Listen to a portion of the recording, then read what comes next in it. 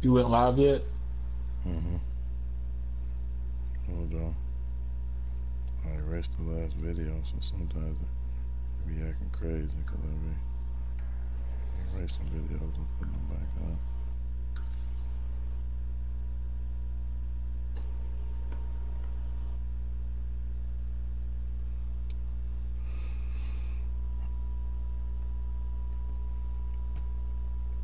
You see me live? Yep, it's popped up. Can you hear yourself?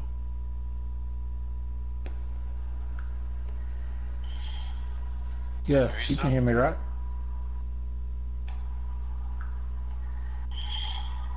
Yeah, you can hear me, right? Well, Yep. all right. Here we go. What's up, YouTube? This is Stack 360 Alabama 205. You know, the Red Zone, we're back. We're doing something special tonight. We're doing a live broadcast. You know, we're going to do CFM breakdown. Me and 757. Zulu is got some personal stuff going on. I guess, you know, if he wanted to mention it, we'll let him mention it later on. But we're doing this alone. Clockwork's not with us, but you know, we're gonna break down CFM ins and outs, super deep dive, guys. I'm gonna let 757 take it. We got 3 leagues together. We're in 3 CFMs together. Um, been playing, having a lot of fun. And I'm gonna let 757 really break this down for y'all guys, since he's holding this on his end. This is going through, you know, he's gonna go step by step with y'all. I'll kick it over to 757, man. But like always, man, I hope the family's doing good. I hope you're doing good, man. I hope everybody's happy. Getting ready for Easter, holidays coming up in a couple weeks. But I'll kick it over to 757, man. You take it, bud. Hey, what's going on, Alabama? It's only two of the four horsemen here tonight. We got two other horsemen have other obligations, but we hadn't put out a video in a while, and I thought it was important because me and Alabama are in several CFMs together, and just to really break down, guys, what are the goods, the bads, the uglies, the mistakes, the good things they make, just how guys are building the CFMs, some of the things that EA definitely needs to fix.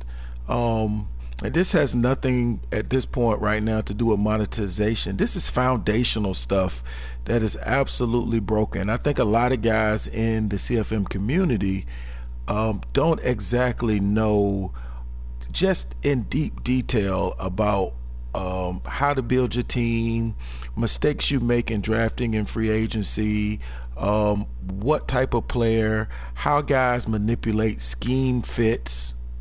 Definitely a bunch of guys manipulate scheme fits, um, and how you can have 100% on your scheme fit and it does not fit all of the purple puzzle pieces. So there's a lot of things that are broken in CFM that Alabama always asks me, well, how do you know these things? It's because I go through, and I think almost from the very beginning, I went through every single inch of this game. And as they were adding things, I kind of jotted things down, noticed things that were going on, and really recognize some good things, but and definitely some flaws that absolutely have to be fixed in 2020 and moving forward. So we're gonna have a deep dive into CFM, and constructing your team and some of the things that EA on their end definitely has to take care of. So I'm gonna kick it back to you for a second, Alabama. Man, I'm excited for this because even I, you know, as much as I've played Madden, I don't know everything about this game like you do, especially not in the depth that you do, and how not to even how to structure your team. Like, I mean, we're going to break down everything, the money aspect, coaching, ownership, just everything. And I'm super excited, guys. I know a lot of people are like, well, I know everything about CFM. Well, I guarantee you, once we break this down, it's going to be so much more to opening up your mind to what CFM truly could be in the future.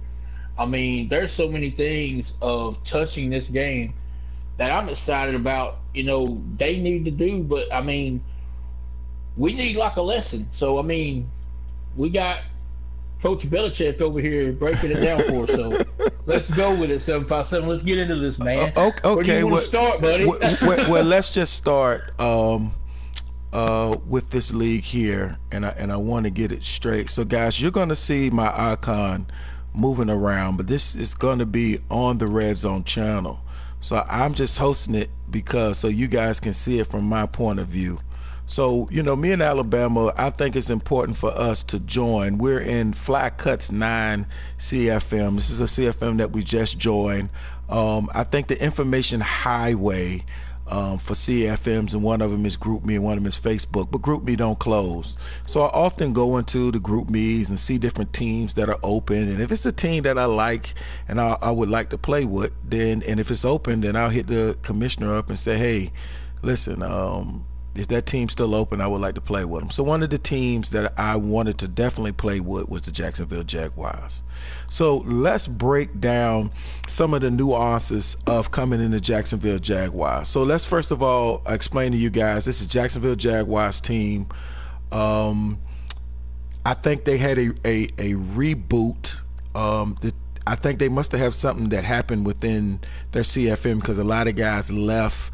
The commissioner of Fly Cuts decided to resend some invites to some guys and try to get this league filled. Right now I think it's 17 users, so we still have a good little ways to go. Hopefully he can fill this league up, but I'm kind of glad that it's at this point because we haven't drafted. We're in week 4 of the off season. So when I got this team, my starting quarterback was Blake Bortles. He currently has a star trait. Blake Bortles is a very difficult quarterback to build and to play with. He's just not a very good CFM quarterback. So when you look at Jacksonville Jaguars and you look at that team, they have good fundamental pieces, but there are also some key components that are missing within this team. Jacksonville Jaguars have some pretty fast receivers. DJ Chark, as you can see, he's in the second year out of LSU. He's 94 speed, 94 acceleration. Guys in CFM absolutely love speed. But speed kills. It kills in the NFL, and it definitely kills in Madden. It makes you not being able to praise so many press defenses, and if the guy picks up that blitz when you come in, he's gonna cook your corner up if he can't run. Jacksonville Jaguars doesn't have the best offensive line. So I know going into the Jacksonville Jaguars, there's several pieces that I had to take care of or replace. As you can see, Marcus Mariota was in free agency. I put a bid out for him. I paid $200 million for him, and I got him. I did make a mistake though, because I joined the CFM not realizing and looking at Leonard Fournette clearly. I didn't realize that whoever the guy was before me balled out with Leonard Fournette and got him at a pretty good place. 93 speed, 90 acceleration, 95 trucking, 85 strength. Like, he's a monster. One of the mistakes that guys often make in there, and I'm going to be bouncing around because I didn't want to get to this part just yet, so I'm going to hold off. And Fournette is my running back. I'll talk about the mistake in a minute. Let's go to the defense. Now, on the defense, I also knew that there were some holes to fill. As you can see, I got rid of 2 defensive linemen. Campbell, they had several defensive linemen that I cut. I got rid of Campbell, and hold on, guys, because we're going to go through this. We're going through this in real time. Is he still there? Yeah. I got rid of Malik Jackson. I got rid of Calais Campbell and Marcel Darius. And you said, yo, 757, why would you do that? Because between those 3 defensive linemen who were all over the age of 29, that between that money right there, I had $35 million tied up in cap space, and it only cost me about $5.5 million to release them. They had to go. It was too much money tied up into it. So when you start coming into your CFM, the first thing that I would suggest is you guys go to salary. How much money does your team have? Right? And I think guys make a certain mistake here at this point when they come into their team of looking at the 2019 cap space versus salary, total salary. So currently I've only have $14.7 million of free money, and I have a couple of guys that I need to sign moving forward next year. I don't have many. Westbrook, who's 26, and guys move different in CFM. When it start talking about Alabama, when you start talking about who should stay, who should go, I personally have a motto: I let them go early versus late. I try to get some value out of players before they lose a certain amount of value. In CFM, unfortunately, guys they have their value on certain players extremely high. You see guys that are come in and they're coming to CFM and they'll give away 2 first and a second for a player. For me, that's ridiculous. But let me stay on task here. So we're talking about the foundational piece of Madden, offensively and defensively. When you look at Jacksonville Jaguars on defense, I have Jalen Ramsey, who's an unbelievable corner, Ngochu, Brian Henry, and I picked up Ronald Gregory in free agency. I got Harrison, and I got Bird, which I picked up in free agency. Still got Tevin Smith, Jackson, and Jacobs. And I still have Donald Payne. So Jacksonville is a very unique team in CFM because they've had so many rough years that they have so many first-round draft pick players. I think that a lot of people are really going to be in love with Cleveland moving forward, Alabama, because of Odell Beckham and the quarterbacks and Myles Garrett, Baker Mayfield, and all those guys. But I'm telling you, the foundation of the Jacksonville Jaguars is pretty good. So when the first thing you want to do is you want to come and evaluate needs on the team, and then you want to come on offense and defense, and then you want to come and evaluate your financial statement. What's my money looking like? What's my financials looking like on NCFM? As you can see, for me, I'm gonna be hurting next year, and I got to move some pieces around. Some players got to be moved. A couple of guys got signed in the CFM before I got here, and for me, I probably would have moved those players versus signing them. Talvin Smith next year, who was 29 years old, 93 overall, star trait, he probably won't be on the team. I'll probably move him for some pieces.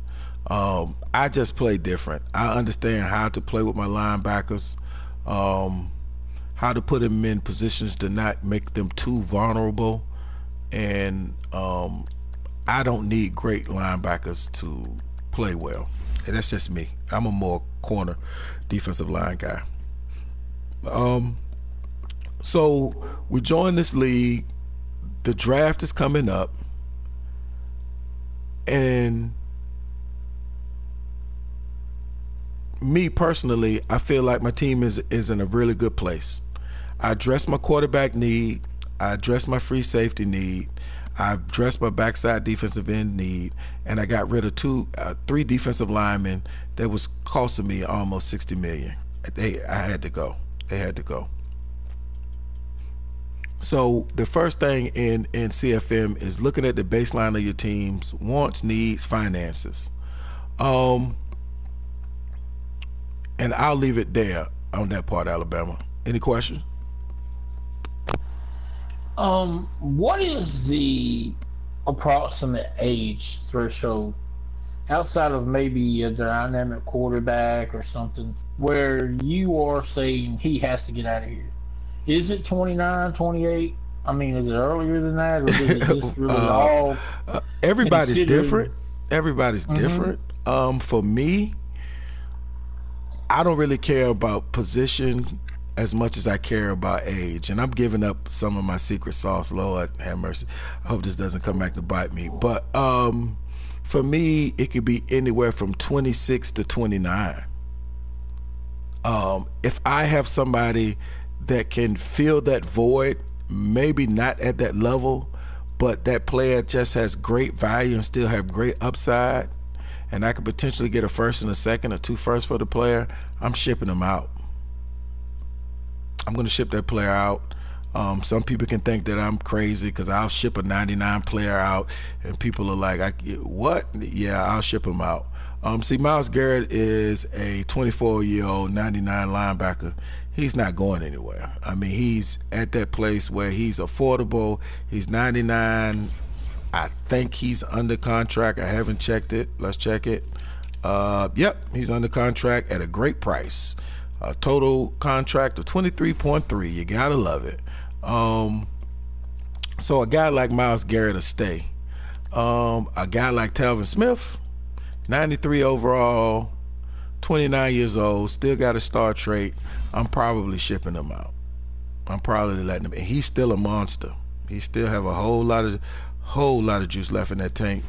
3-star captain. I'm probably gonna get him out of here. But I want to go into now. I want to go into Alabama. If you don't have any other question, I want to start talking about schemes, and I want to go into that. Can I ask you the mistake you made real quick before we can move on? Okay. Yeah. All right. The mistake. Well, I was going to talk about that later. Yeah, I want to talk about it. No, but we can talk about it. We can talk about it now. It's not no big deal because we'll be because guys, if we're talking about CFM, try to keep up with us because each CFM for us is going to be different. This is my baseline CFM. We just joined this a few days ago. I'm still evaluating this team. When we came in, we was in free agency right before free agency week 1. And I didn't evaluate my team correctly. So you said, what is a mistake that you made, 757? I made the mistake because I went and got Derrick Henry. I didn't need him. I didn't evaluate my team. Derrick Henry and Fournette is basically the same kind of back. They're 2 power guys.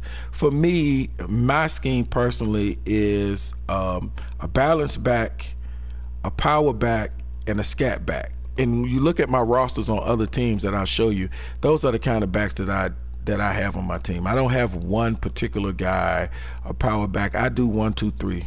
I do a power guy, a balanced guy, and a finesse, a scat back, a scat back. I went and signed Derrick Henry and had no need to sign him. I should have went and got another receiver, and I paid a boatload of money for him, and I didn't need to. I made a mistake. Guys make that mistake all the time. Listen, you got to go for the needs on your team. I gave him $41 million. I didn't need that. So at some point, I got to figure a way to, because now I'm going to be in cap restraint here in a few years because I'm going to be paying 2 running backs at one time anywhere from $10 to $15 million. And that don't even make sense. That's too much money tied up in the running backs when I ain't even a guy that run the ball that much. So guys, when you're creating your CFM, when you're building, you got to go for team needs, your personal scheme fits. Just don't go for a back like I did, like Derrick Henry, because it was Derrick Henry, and not evaluating Leonard Fournette. So 9 times out of 10, unfortunately, Leonard Fournette might be on the block next year. Not because I want to get rid of him. It's because I paid doggone too much money for Derrick Henry, and I don't want to turn around and pay another $40 million for another back. That was a mistake that I made. And guys make these mistakes all the time. They go for wants versus needs, and they wind up having money tied up in the players when only one of those players can be on the field at a time. So it was no need for me to go and draft there's no need for me to go and pay for a 26-year-old Derrick Henry when I already had Leonard Fournette, which I like better than Derrick Henry. They'll both probably play this year, but I have to make a decision on when I'm going to have to go moving forward. So that was the mistake.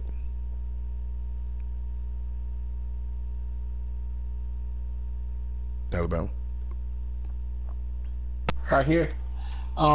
So are we moving into, did you say we was moving into the scheme fits now? Or yeah, but we're going to have to go into active ballers. And the reason that we're going to have to go into active ballers, Okay. So because that's another league we're in, guys. yes, that's another league that we're in. We're going to have to go into active ballers because I don't have enough substance to talk about what's going on in this league right here. So guys, we're going to go on into active ballers league. Go ahead in there, Alabama.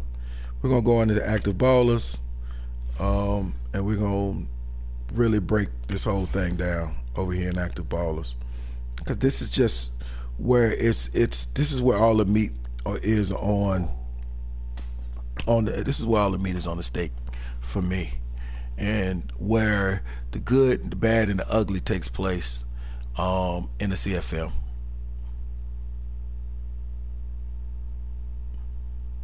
While we're moving over here, Oz, do you want to talk a little bit about how you save money when we really start diving into this? Yeah, I'm going to talk about it. Yeah. When we get over here in when you get over here in active ballers, I'll discuss that. Yeah, I'm good. I'm over here now. Yeah. All right, guys. So this is my numero uno team. This is the team that I've in the league that I've really kind of sunk my teeth into. Guys, you know this. Any guys who are in CFM, just say you're in 3 CFMs. It's just one CFM that everything just magically happens. Trades work, right draft picks, right players, right financial monies. It's just a great place. And this is a team that I got from the very beginning. I got it early in year 1. I believe I got it in year 1. So the team wasn't so far gone that I didn't have to make so many moves. I didn't have to really kind of reconfigure and reform this team. Atlanta has a lot of pieces that can be traded, a lot of places that players that you can build upon. So guys, this is my Atlanta Falcons team in the active ballers league. Now this is very interesting when we start talking about this league. Some really good players over here, but I want to talk about really dig into things about scheme fits and how these things aren't really matching. So as you look at my team, you see that I have a run and shoot offense, right? The scheme fit is at 65% scheme fit, but the issue is that when you start talking about run and shoot offensive linemen, most of those guys are somewhere between 6'4", 6'6", 305, 310. They're usually leaner. Chip Kelly, one of his guys to trim down, he was that kind of guy who wanted smaller offensive linemen. Who else ran the run and shoot? Houston Oilers back in the day ran the run and shoot.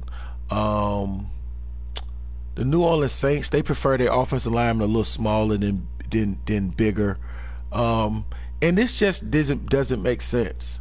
This guy is 6'5", 320-pound, massive man, 1 year out of University of Tennessee. I drafted him at a superstar trait. He's a really good offensive lineman, but when you start talking about scheme fits, all of my offensive linemen, when I go to run and shoot offense, all of them across the board matches the scheme fit of the run and shoot. See, the thing is with these offensive linemen, you look at Greg Robson, who has a quick trait. You look at Jake Matthews, 29 years old, he has a quick trait. But this is where my butter's bred on this right side. I got Campbell, he has a star trait. 6'5", he's 6'5", 293 pounds. He probably should be playing tackle, but I got him at center. Kevin Jarvis, 6'3", 312, 22 years old, star trait, pretty good offensive lineman. I had these guys this is the first year I had their rookies last year. So this is the second year I had these guys. And it's very easy to manipulate. So all I got to do when I want to build my offensive line, and guys are going to kill me. Some guys may know this, some guys may not, is that I can change my scheme fit to fit it. So the reality of this is these guys are more like a vertical run. I'm more like a vertical run type of offense. That's kind of how I built it. But when I go to vertical run offense, at this moment now, Jake Matthews is the only guy that fits in my scheme fit. Now my wide receivers go into the scheme fit. So how guys are manipulating their scheme fits is they're going over when they want to address the offensive line. They're going over here, finding which one of these fit. For me, we already know it's the run and shoot. And then if you look at it, EA, this is broken. Because right now, we just looked at all my offensive linemen are in the run and shoot offense. You see my quarterback's in the green, my only one running back, fullback, 2 wide receivers, tight end is in the green, left tackle, left guard, right tackle is in the green. It says that those guys fit the scheme. But when you turn around and you come out and you pull yourself out of it, all my guys have puzzle pieces that match across the top. Guys, you got to fundamentally fix this. These are the foundational things that really frustrate us in CFM.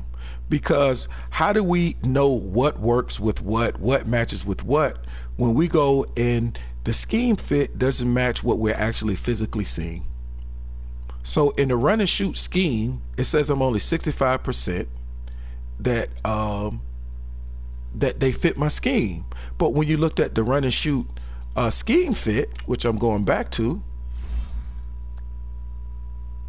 it's telling you that my offensive linemen are in the red. Right guard, right tackle. It doesn't show that all of those guys are in the green. Those things aren't matching up. So often when you put in a scheme fit, it's not matching up with the actual scheme fit archetype.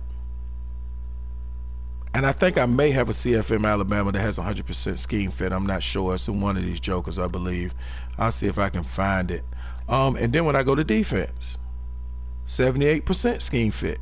So what guys have to wind up doing is wind up manipulating, because it's very hard to get guys 100% scheme fit puzzle pieces.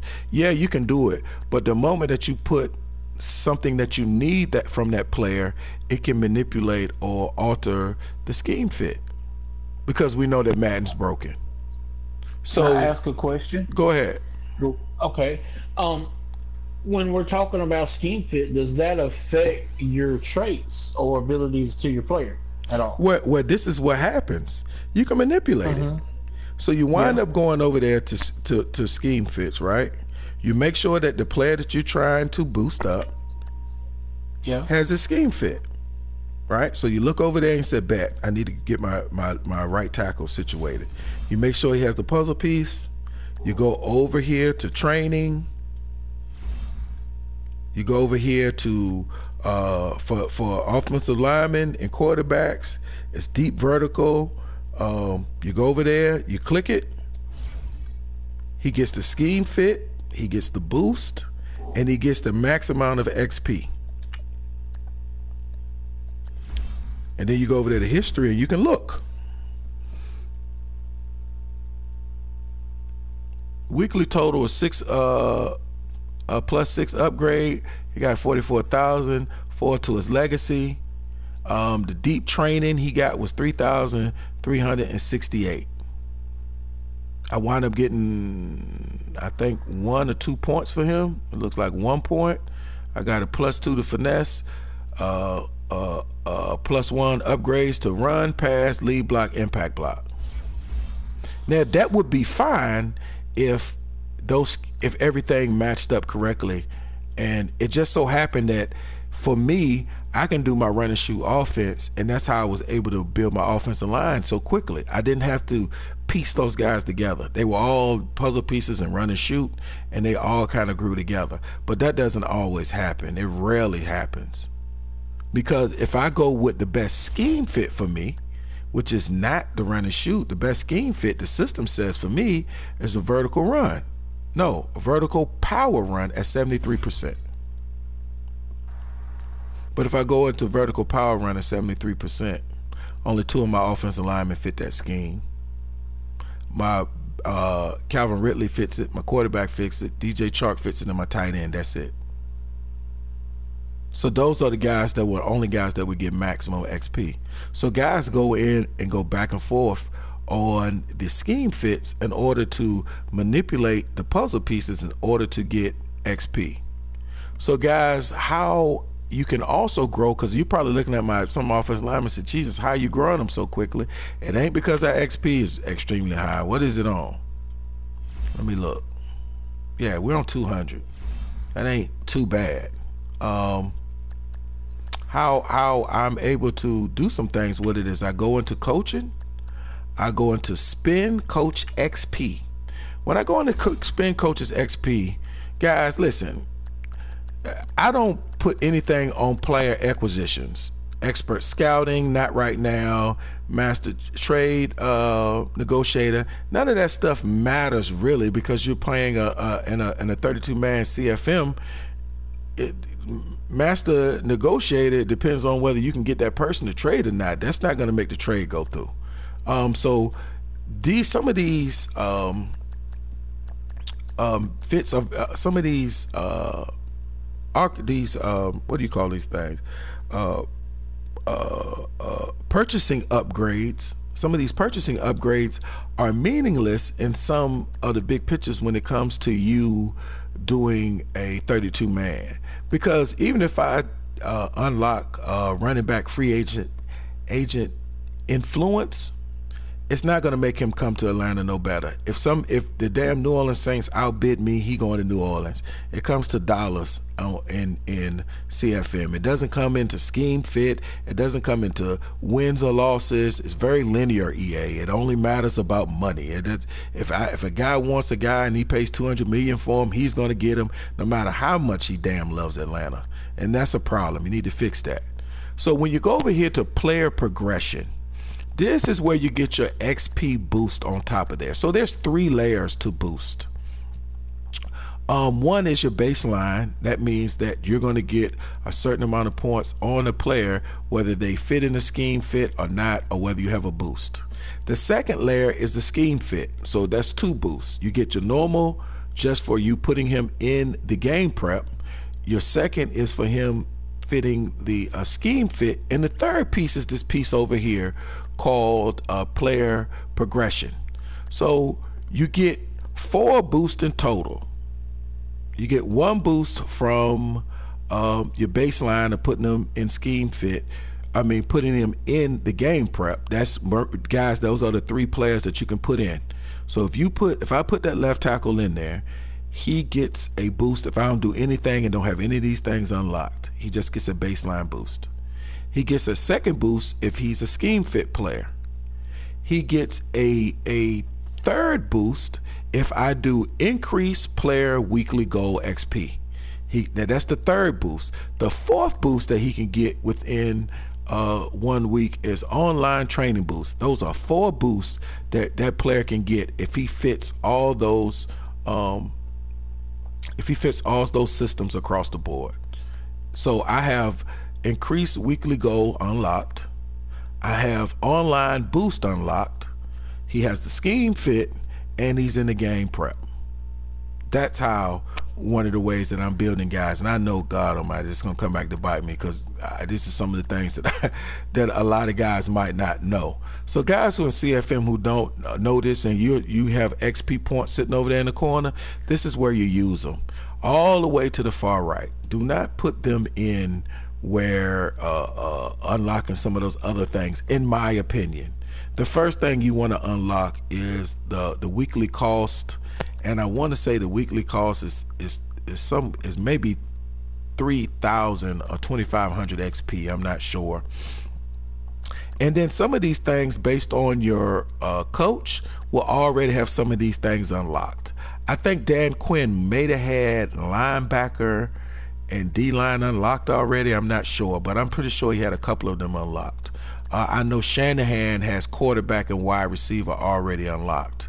So as you win games, guys, as you win games, as you in the playoffs, as you do well, and you win rival games. You break records in passing and running. You break records in sacks. You lead the league in INTs. You lead the league in sacks. You lead the league on third down conversions. Your coach gets XP for that. So at the end of the game, when you look over there to the far right and you see that he's getting XP, that's what he's getting. That's what the coach gets his XP for the overall concept of what your offense, defense, and special teams is doing in its hierarchy in the in your NFL CFM. So that's how that works. That's how guys are trying to figure out. That's why I don't want to. I hardly ever be a commissioner. And guys ask me to be a commissioner all the time, and I say no. And they say, why? I say, because I build my team too fast.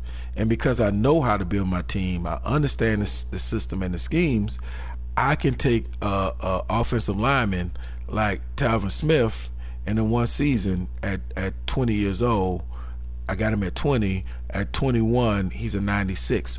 Also, guys, I don't want to forget this. Right underneath Talvin Smith, 96 overall, you see how much XP he has, 1,487 and 9,136. Once he gets to 9,136, he gets a point. Now, the younger the player is, the cheaper that the XP is usually. But EA, y'all do, again, I don't know who's checking your CFM, but y'all have systems in place that malfunction. So I have a 22-year-old. You're looking at him now, Matt Ebert. You're looking at him right now. He's 6'7", 326 years old, 22-year-old rookie. And please explain to me, at 22 years old, why his XP is 11,700 XP for me to get him a point. These are the things that EA, y'all got to check, y'all got to fix. That's a malfunction. And you saying to me, with 757, how do you know that it's a malfunction? Because the younger the player is, the easier it is to build. So out of all these players that I got, this guy's 22 years old out of Michigan, my starting center. For me to get points for him, it's only 4,880. Those guys are the same age. I drafted him. I drafted Obert in the second round. As you can see, I'm gonna go here and look. We're gonna go down here, contract. I drafted him at 26, second round draft pick in 2021. Those are some of the things, EA, that you gotta fix. Those systems have to be put in place where that stuff doesn't happen. Because he's almost very difficult for me to build. Something glitched in the system. So now at this point, for me to build him at 11,000, not only does he have to start at 11,700, that's what a 25-year-old player costs. That's what a player that's 25 years old, that's what he's 11,000, and he's already built out. As you can look, my Parrish Campbell, 61208 out of Ohio State, he's 25 years old and it only costs 6,676. So guys, you're trying to figure out, well, why you keep talking about the age? Because guys, look, the older the player is, the more they're going to cost to build out. So Jake Matthews just received his first point in probably 2 seasons. He's at 83 years old, 6'5", 305, 29 years old. It costs 33,750 XP to get him a point. He's pretty much built out. It ain't much I can do with him. 86 strength, pass block 87, run block 82, lead block 87, all other attributes somewhere in between there. 13th best ranked offensive lineman. That's about where he at. He's gonna start dropping like a brick soon. Yeah, he has to be replaced. And the guy that I drafted a guy to replace him, which was Matt Albert, the 6'7", 326-year-old rookie that's supposed to be costing me 4,000 XP to build his butt up to get him ready to play, but it's costing me 11,000. So guys, you're going to see some of these things in the game that EA, one, has to fix, two, that is absolutely broken. Those young boys should cost a little cheaper to build. He shouldn't be at a level as a second round pick at a 76 overall that that at 11,000, when you're averaging him in a scheme fit, him only being a quick trait. And I make sure don't let me forget about traits, Alabama. Him only being a quick trait, it's going to take me for at least 3 seasons for me to get him to a place where I feel comfortable with him, putting him in this lineup with me, with these great offensive linemen across the top. I'm probably going to have to wind up drafting another guy and shipping him out. As I have about 3 different, comments, I guess. Okay, go ahead. Well, I have a problem with some certain things when we're playing. Okay, one of my biggest problems is when you hit a 99 overall and you're gaining points on a player, you can't use them. I know there's a trick to do it, but you're still like screwed almost. So I hate that. Number one. Number two, my other comment is sometimes I feel like when we're online playing CFM, it's like we're hindered or handcuffed because it's like you're playing a CFM version offline, but you're playing it online, and they haven't gave you the tools that's different. Does that make sense? I'm trying to understand where you're going. So like, if you play CFM offline by yourself, right? Mm-hmm. When you're building people and stuff like that, it's different because you're doing it alone, and you're not having to really worry about playing another player because you're kind of just playing the computer, right? All right. Well, when you jump online and then things is like almost structured in a way to where it's like, okay, you're playing a 6-minute quarters and we're not playing 15-minute quarters or 10-minute quarters or whatever. So we can't really shoot to the moon. All right. Well, players. let me get into that. Okay. Let me get into that before you jumping a little ahead of me. Let me get into that. Yeah, sorry. Okay. So he said several things, guys. One of the first thing he talked about was the 99 overall players. As you can see, I got what's the kid's name? Jair Alexander at one corner and Jalen Ramsey at the other. I know you're like, Jesus Christ, how you get those corners? We'll talk about that later, but those are my 2 starting corners.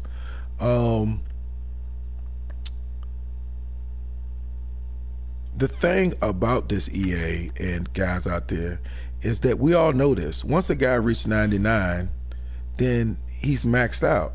But EA, he ain't maxed out until he maxed out. So if coverage is not at 99, then coverage should be unlocked. But the moment that he reached a 99, whether it's man or zone, then you lock the coverage. Why? He's not done being 99. He ain't done until every freaking thing on here is 99. I should be able to, as long as something revolves around coverage, then it should be open. As long as something revolves around a slot corner or a run defender, those things got to be unlocked. Because what winds up happening, guys, is what we wind up doing is moving a guy, and I think I got a Jalen Ramsey in another league that I'll show you guys how that happens and what you wind up having to do to move his stats up.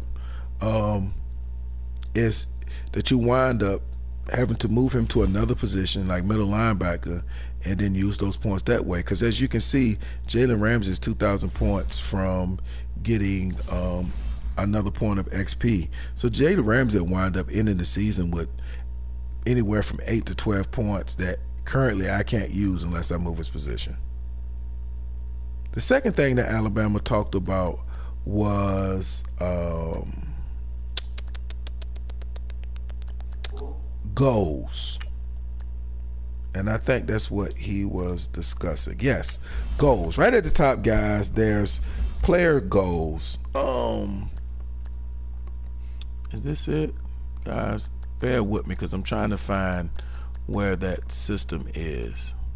No, that's not it. Where is it? Is it goals, views, stats? Is it here? Guys, bear with me. We on the fly with it. Not traits. Okay, I think it's over here. Is it team goals, individual goals, acquisition, player regression? I think it might be in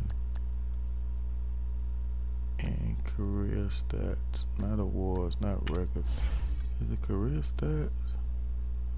No, that's not it either. Where is it? Guys, bear with me. What I'm trying to find is that there's a system where you can see what your players' goals are. And when you look at your players' goals, I'm trying to find the system there, guys. When you look at your players' goals, what you can do is see what your player has to do in order to reach his goals to be able to max itself as a good player or an elite player. Is it coaching goals? It may be in coaching goals. Let me look. Weekly milestone. No, it's not in coaching goals. Where the heck is it? So I'm looking for it now, Alabama. Where in the heck is it? Roster depth chart, salary, acquisition. I like acquisition. I know it's not regression.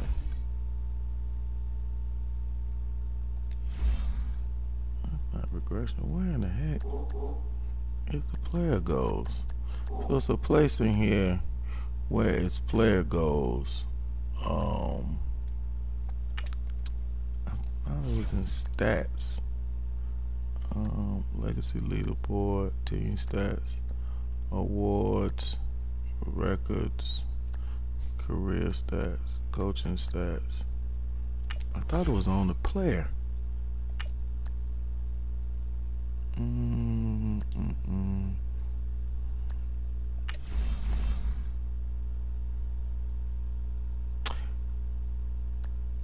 Yes, guys, I'm sorry. It was right there in front of my face.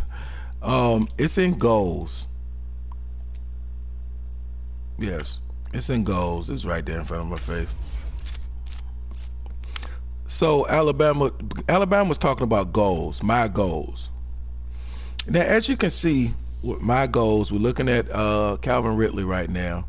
Calvin Ridley, for him to get his legacy rewards and his XP rewards, he has to catch 75 balls this season. He has to end the season with 100 receptions.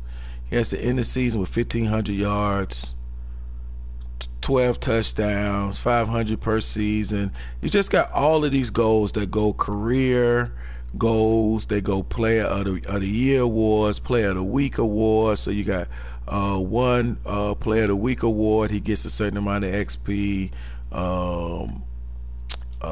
One MVP award, he gets a certain amount of XP. One best receiver award, Super Bowl, he gets XP. 2 Pro Bowls. It goes on and on. See, the problem is when you look at these stats, they're all based on 15-minute quarters. Now, you say, how do you know this, 757? Because I can go, and let's go to my roster. Let's go to my roster here. Let's back out of here, and let's go to my roster.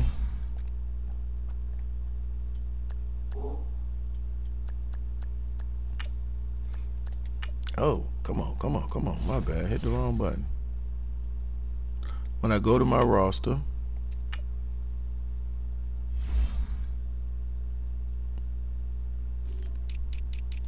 and I go all the way down to Dean Cain, 3rd-year guy, 71 overall out of Clemson. I go to his goals, and guess what, ladies and gentlemen? He has the exact same goals that Calvin Ridley has. It's all based on 15-minute quarters. not 6-minute quarters. These can't be adjusted for a 5th receiver or 4th receiver or even a 3rd receiver. How many catches does a rookie have to catch? Every single guy on my team has the exact same goals. 75 catches.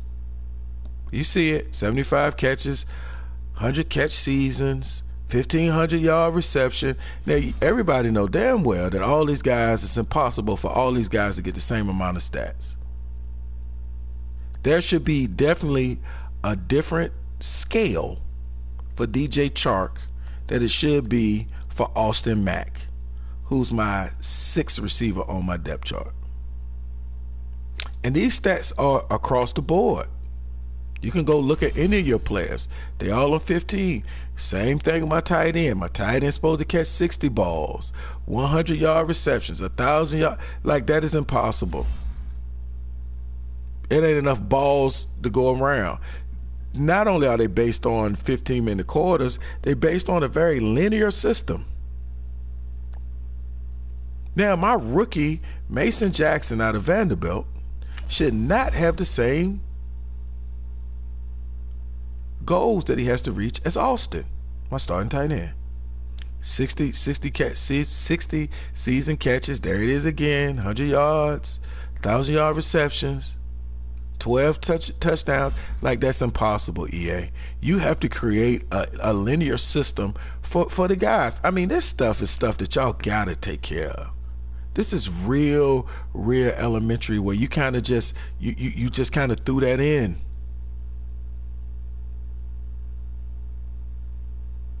And guys, when we start talking about monetizing CFM, these are some of the things that has to be placed in. These are some of the things that have to be fixed. And these things that we are asking for cost money. But we're breaking these things down because at this very baseline level, I bet you it's a lot of guys that's going to look at this video and say, I didn't know that. So we want a million more things, but we don't even understand the 100 things that they gave us. Let's go to offensive linemen.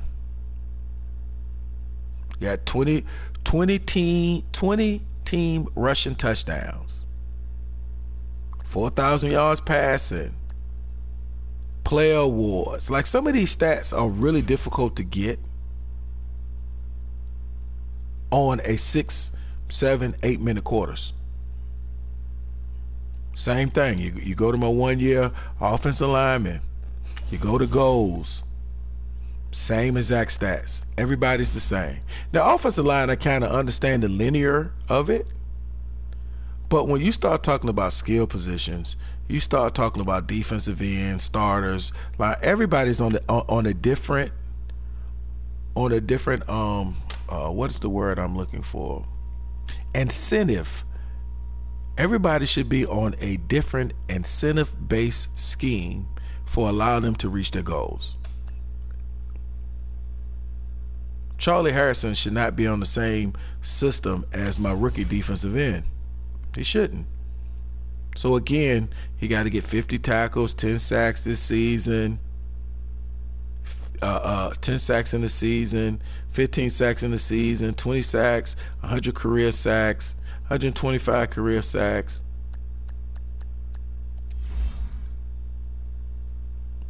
Some of those guys can reach the goals, yes.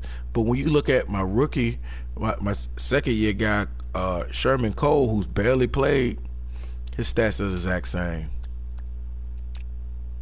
Exact same. The rookies, Jalen Ramsey's goals, 5 picks in the season, he's already reached that goal. 7 picks in the season, he's already reached that goal. 15 deflections in the season. Let's stop right there, Alabama. EA, can we fix the deflection system? And we have to put a fail-safe in, or system that allows you for a corner like Jalen Ramsey to get rewarded for being a shutdown corner. Jalen Ramsey, hold on, Alabama. Jalen Ramsey is in his 5th year. He's going into his 5th year. He starts out as a superstar trait. He's losing his trait not because he's getting beat. He's losing his trait because guys aren't even throwing on him. So right down here in player archetypes, you got man, you got slot, you got zone. Right over here, you should have something for elite corners that says shotgun corner or something where he gets rewarded for not being thrown on. Because when you look at his stats, when you look at his daggone stats, this guy, he got 4 picks. I just got him. He got 4. So he's been in the league. Right now, you say on my system, it says 5 picks. He got 11, 7, 2, and 4. Guys ain't throwing on him. They left him the hell alone. And they should be able to earn that trait as shutdown corner. Yes. But I also have a problem with the goals. If you'll go back to Jalen Ramsey real quick, guys. Yep. All right. Okay, I have a huge problem. Okay. When he clicks in and Jalen Ramsey is a 99, if you look on the lower right corner, he's not even close to a Hall of Famer, and he's a 99 overall. How is that even humanly possible? Yep. I mean, he should be. That is upsetting to me. Well, when you talk about legacy, he's only been in the league 5 years, which I understand. But if you're 99 overall, there's got to be at least in the yellow to me. At least halfway there. Yeah, but the legacy is how well he's playing. So just say worst case scenario, that meter should be a halfway, not 3/4. It should be at least a halfway, but it's not. So let's stay on Jalen Ramsey for a second and let's go to his stats, because this is another thing that's broken, EA. And when you start talking about corners, let's go on down here to pass deflections. Currently, right now, Jalen Ramsey got 2 pass deflections. EA, come on, man. He ain't had 11 balls caught on him, and he done batted down more than 2 balls. EA, he got 2 pass deflections. And currently, we're in week, 6 or 7. He already got 4 picks. Everything that come his way, he batting down. Ain't nobody catching no balls on that dude. You gotta fix the deflections, because that system is broken, and you gotta fix catches allowed, because that system is broken too. Because somebody that catch the ball in front of a linebacker, Jalen will make the tackle, and you'll give him the catch allowed on, just because he was the guy who made the tackle. Same thing when you go to Jair Alexander. You go look at his same thing. And Jair Alexander, when you go look at his stats,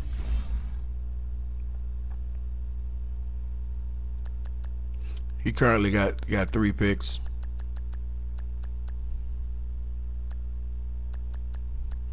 8 catches allowed, 6 deflections.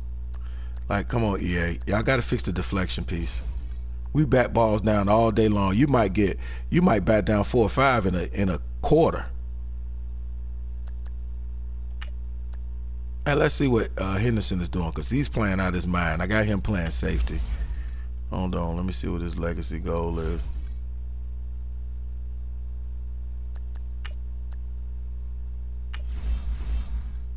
Guys, if you ever wonder what me and Oz are doing late at night, burning the midnight oil 3 or 4 in the morning, this is what we do. Yeah, all this is time. part of it. Yep. So right now he has legacy points of 814. When you go look at his stats, he's only been in the league a couple of years. Right now he's in double his interceptions. Right now he already has 8. Only allowed 2 balls caught on him. He's deflected 4. I got him playing safety. That's all he do is deflect and pick.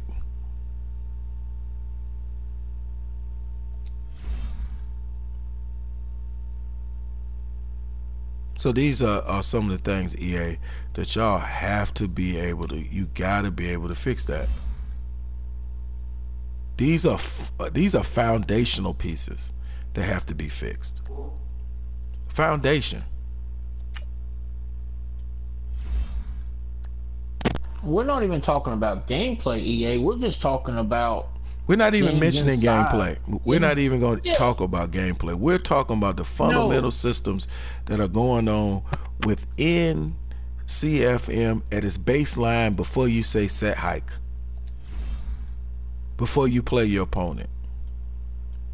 So guys, this is a full league. We right there. It's 32 bangers in here, baby. We full. We're full. And I was loving what you were talking about earlier, but see, here's the thing that a lot of guys, he broke down the 4 layers of how you get XP. This is before you even hit the field to get XP. Yep. You're already getting XP and you ain't even touched the field yet. This game prep stuff. Mm-hmm. Yeah. Which I understand it because they don't have a practice system currently that works. And then, guys, when we start talking about putting systems in, we start talking about how this whole system works, we can't be fucking lazy. See, a lot of this stuff is you guys don't know because they're lazy, they're just going to get in and play, but then you want to get pissed off because you got to play me and you saying, well, this shit is formed like Voltron over this shit like a mud team. Well, that's because I understand what I'm doing. So let's roll over here to money, right? Because guys try to figure out, like, how do I'm hardly ever in cap restraint. How do you hardly ever in cap restraint? I'm not going to pay no old motherfucker a whole bunch of money. I'm just not going to do it. Yes, you see right now I have a $41 million cap hit that falls off at the end of the season. You say, well, how do you know that? Because my salary for next year is only going to be $147 million. And the cap, the max cap is 196 for 2021. So we just rolled over. I think we're in week 6 or 7, not sure. So let's show some of the mess ups in the financials, because everybody say, well, that's front load money, that's back load money. You don't even understand. Listen, they got to make this system as simple as possible, because they got Harvard, Yale graduates who handle the salary cap for the NFL, because it can get very complicated, because guys spend their money like it's monopoly money. They don't even care, because it's really, they don't understand the penalty of it. So let's go to this, and I can tell you some mistakes before we go back to my team. This is the Brooklyn Barners. As you can see, his team, he has a very good team, but he just did something. We just came from free agency. And this is how you get yourself in salary cap restraint. This is how your money get funny real quick. And he's going to be in salary cap hell in 2 years. There's no way on earth, and this is where guys get in trouble, they get in this bidding war, because he had about $70 million in cap space and he blew it all in one offseason. He went and paid Juju Smith $242 million with $104 million signing bonus to a receiver. There is only one person I would think about paying that much money to, and that's Tua, and I have him. I would never pay a receiver. I don't tell you to my Tyreek Hill. I don't care if you talk about he got 99 speed, 99 acceleration, 99 catch, 99 speed. I'm not paying no receiver 240. A receiver wouldn't even ask for that much money. But the fact that he wanted to win the bid, he got it. Now understand, as you see 7787, understand that this is all in one off season. And for guys who want to see Juju, I'll let you see him. There he is. Not bad. He got some, you know what I mean? He got a little bite. But he ain't worth Juju Smart, and he ain't Juju ain't worth 242. Then he turned around and played for Marlon Humphreys at a total of 152 at $49 million signing bonus. Quick trade 25. Yes, Marlon can play a good corner, but again, you got to always be thinking about the future. You got to always be thinking about tomorrow. Now, because if this doesn't bring him a Super Bowl, it's all for naught. And understand the gauntlet in the NFC and AFC to get to the ship is not going to be an easy one. And he's a good player, but to say that this changes his franchise, I don't know about that. So you look, we're gonna speed it up a little bit. You look at McCaffrey. He's got at $121 million wrapped up in 3 dudes. Holy crap! So 242, 151, 121, 90, 83, and he signed him too. Now he got him out of free agency. He signed Thielen, and this is what I talk about, guys. Old players, 91 overall. He gave Thielen $83 million. It never happened. Gilmore he got from me. 30 years old. He wanted Gilmore. I got a first and a third, I believe, for him. He wanted Gilmore. Gilmore, was time for him to re-sign. Gilmore asked wanted 71.5. That's why I shipped him up out of here. I won't give him that. And Gilmore balled last year. So y'all don't think that, like, nah, we'll go to Gilmore right quick and let you see him. I had him last season. Gilmore made Pro Bowl last year, and he won the defensive back of the year. He was on the Atlanta Falcons. I traded him to him. Now, EA, let me go back to him for a second. Also, with him getting Player of the Year, he's still a quick trade. Why didn't it trigger for him to get a superstar or a star trade, regardless of his age? That's another thing that's not triggering. Guys are going to the Pro Bowl. Guys are getting Defensive Player of the Year, Offensive Player of the Year, DB of the Year, and they're not getting their trait. You're supposed to get a boost, and they're not showing it. You're supposed to get a boost on your trait when you make the Pro Bowl, Player of the Year, etc. He didn't get it. So he has a lot of money. And then when you start talking about those other underground numbers that also ding you, is the Kelly for 38, the Jeffries for 55, the Kassim for 52, the Harrison for 41. So he has a lot of money tied up. And coming up in the next few years, he got to play Oliver, who gonna want 100. So he got some players coming up here in the next few years that are young players that he got to get ready to pay that paper to. So guys, always understand your salary cap. Try to get your needs, not your wants.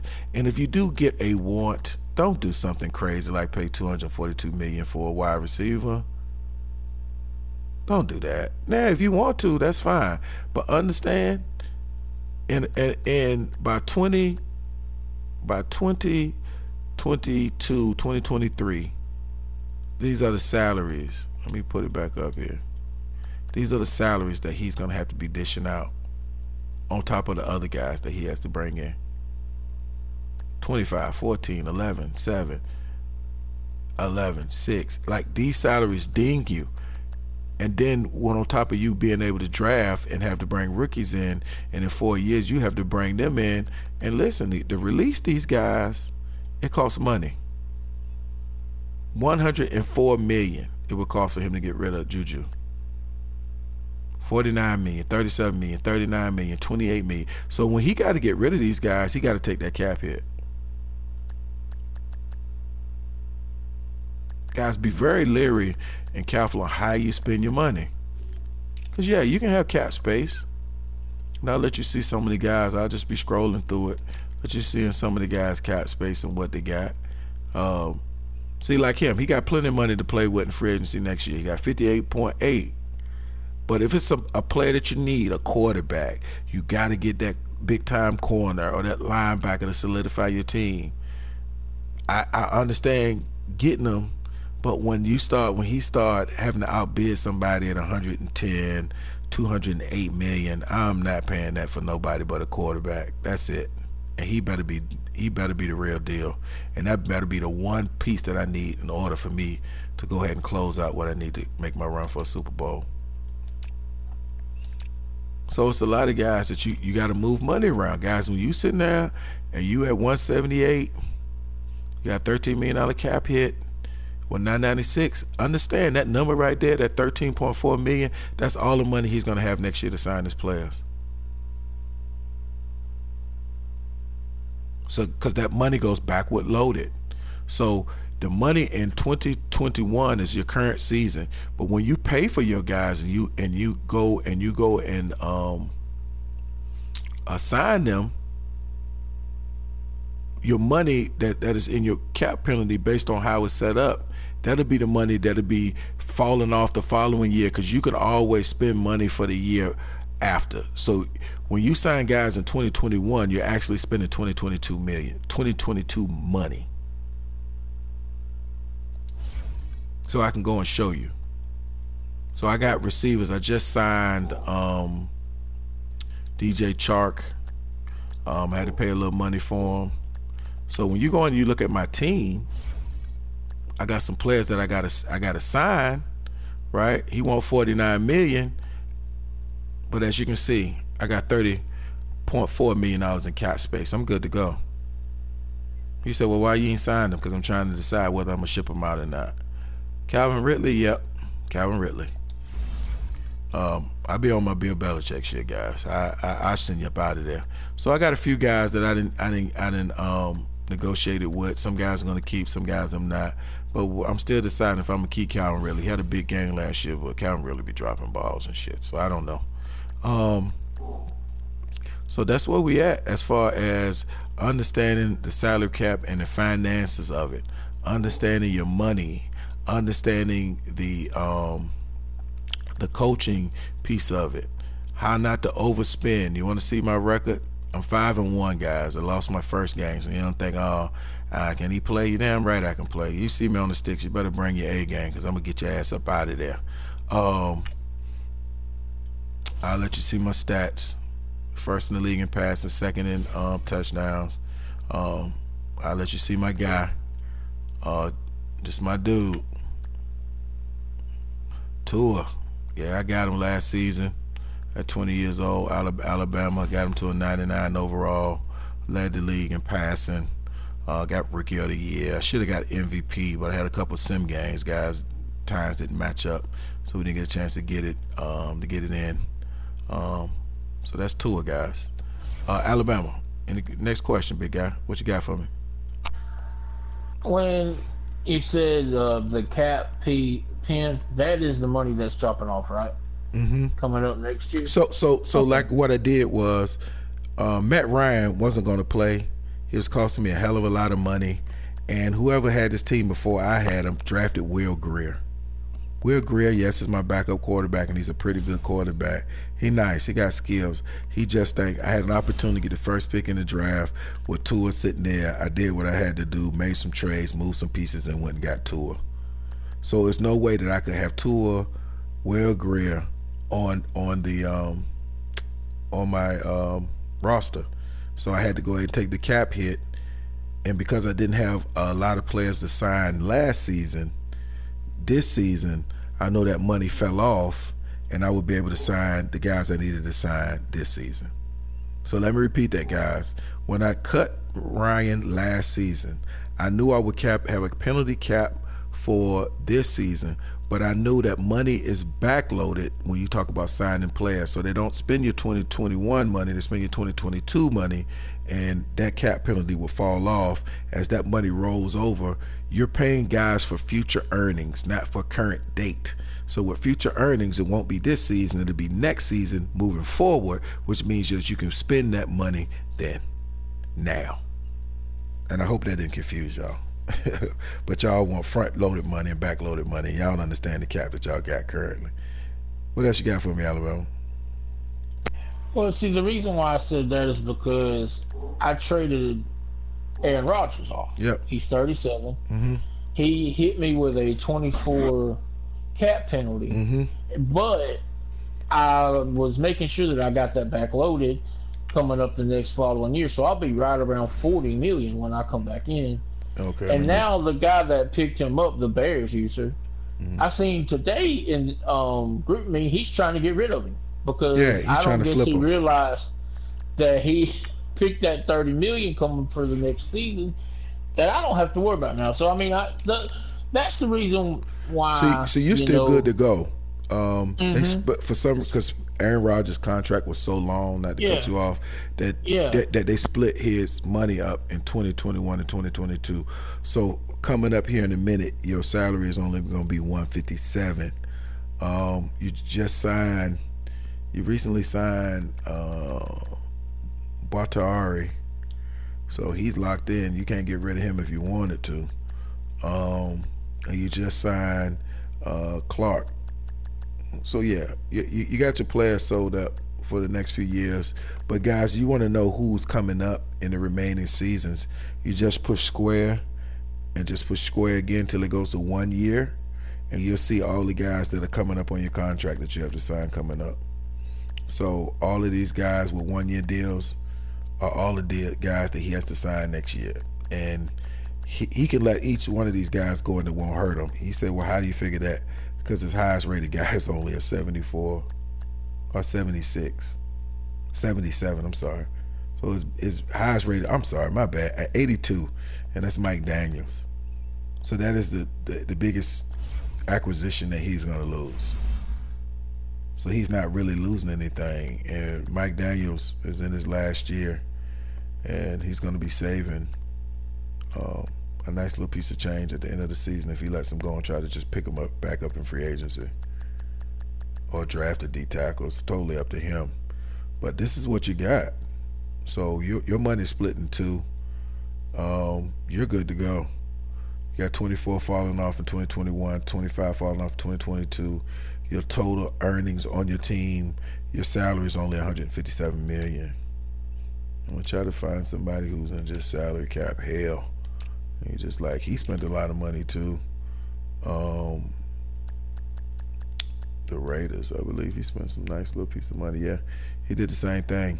See, he paid $163 million with a $50 million bonus to Carl Lawson with a quick trade. I mean, he's 97 overall. He making noise for him, but 99 overall safety superstar. I mean, that's Johnson, John Johnson III. He's suited and booted, baby. He ready to go. Am I gonna pay him $129 million? Probably not. He paid a nice little change for Fournette. That was one that was on that I wanted to get. But again, guys, I ain't paying $100 million for no running back.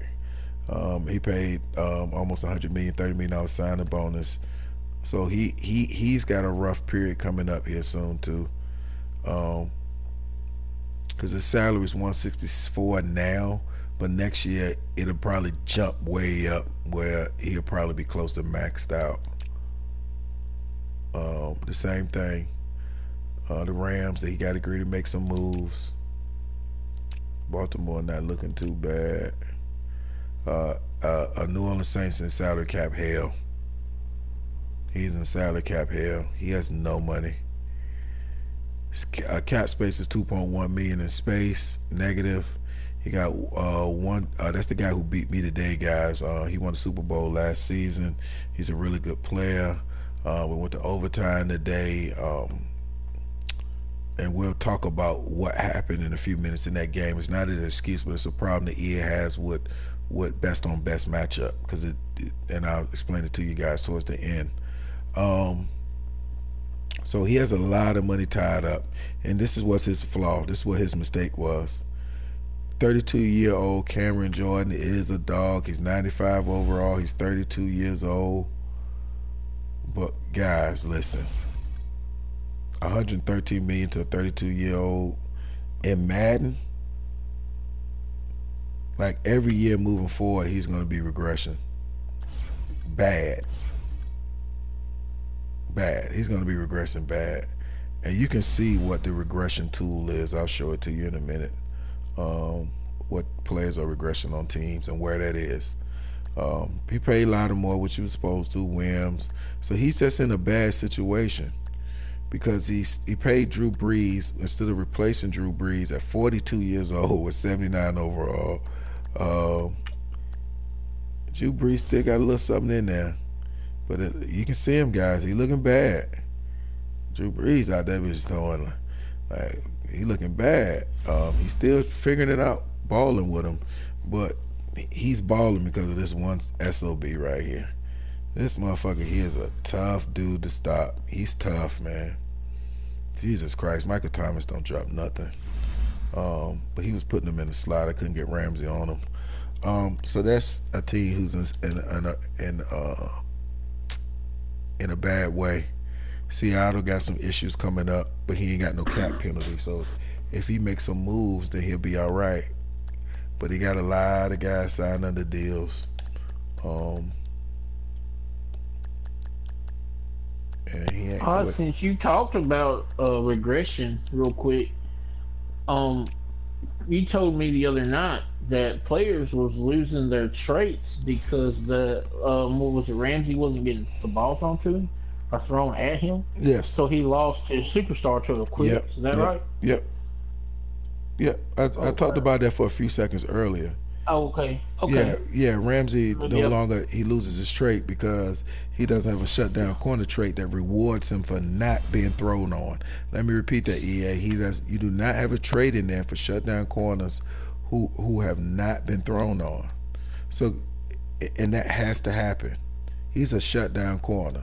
If guys in the CFM are avoiding this man right here,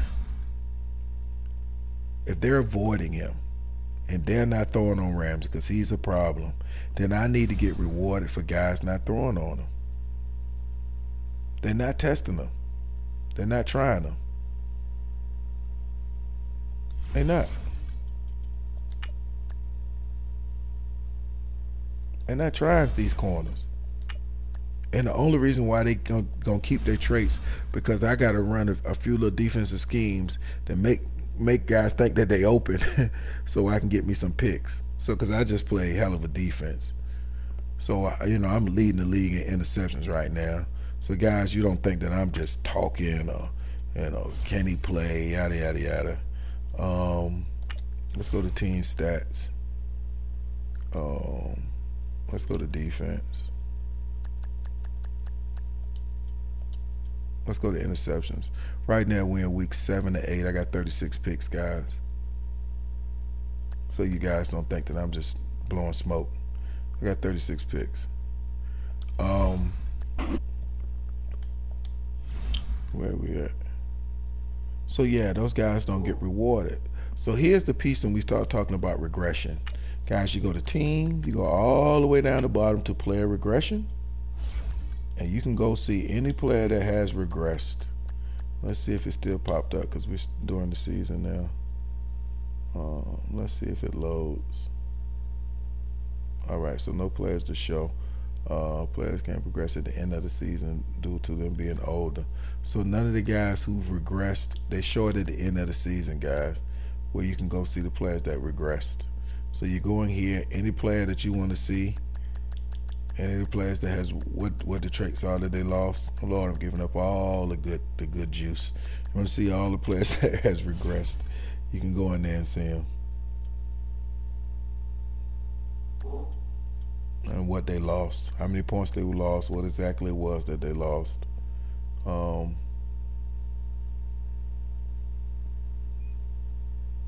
Yeah, I lost the barn burner, guys, 38, 33-27 in OT. Alabama, next question, big guy. I was just gonna ask you real quick. I'm sitting in overtime. Go ahead. I was just gonna ask you real quick. When we're talking about, I guess legacy problems in CFM. What is the? I guess what is fundamentally, once if we do get monetization or we're having to pay for get the CFM the way we want, what is the key?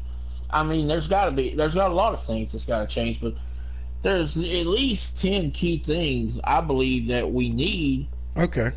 As far as the living world, like what? Well, at least a few, 3 or 4. Well, I don't want to get. I'm going to talk a little bit about gameplay, guys, but not a lot. I'm talking about this whole thing here. This thing should be a living, breathing thing, and it's not.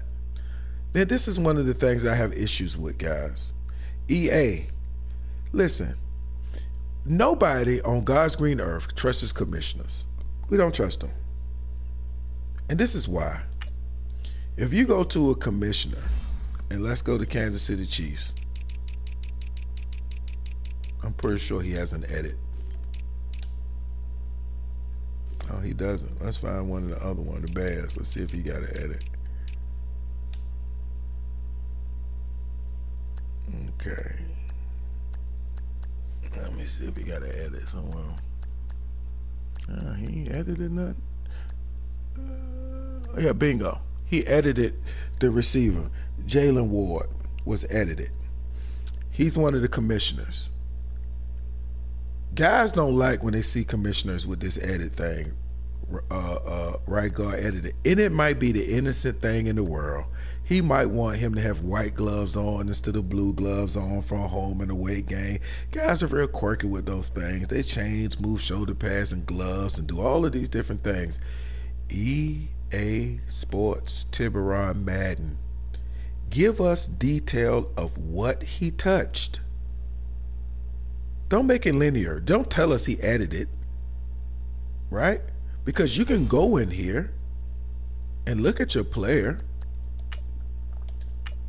and you can edit whatever you want. Right? But the commissioners can edit. You go down here to edit. The regular guys can touch all of this stuff.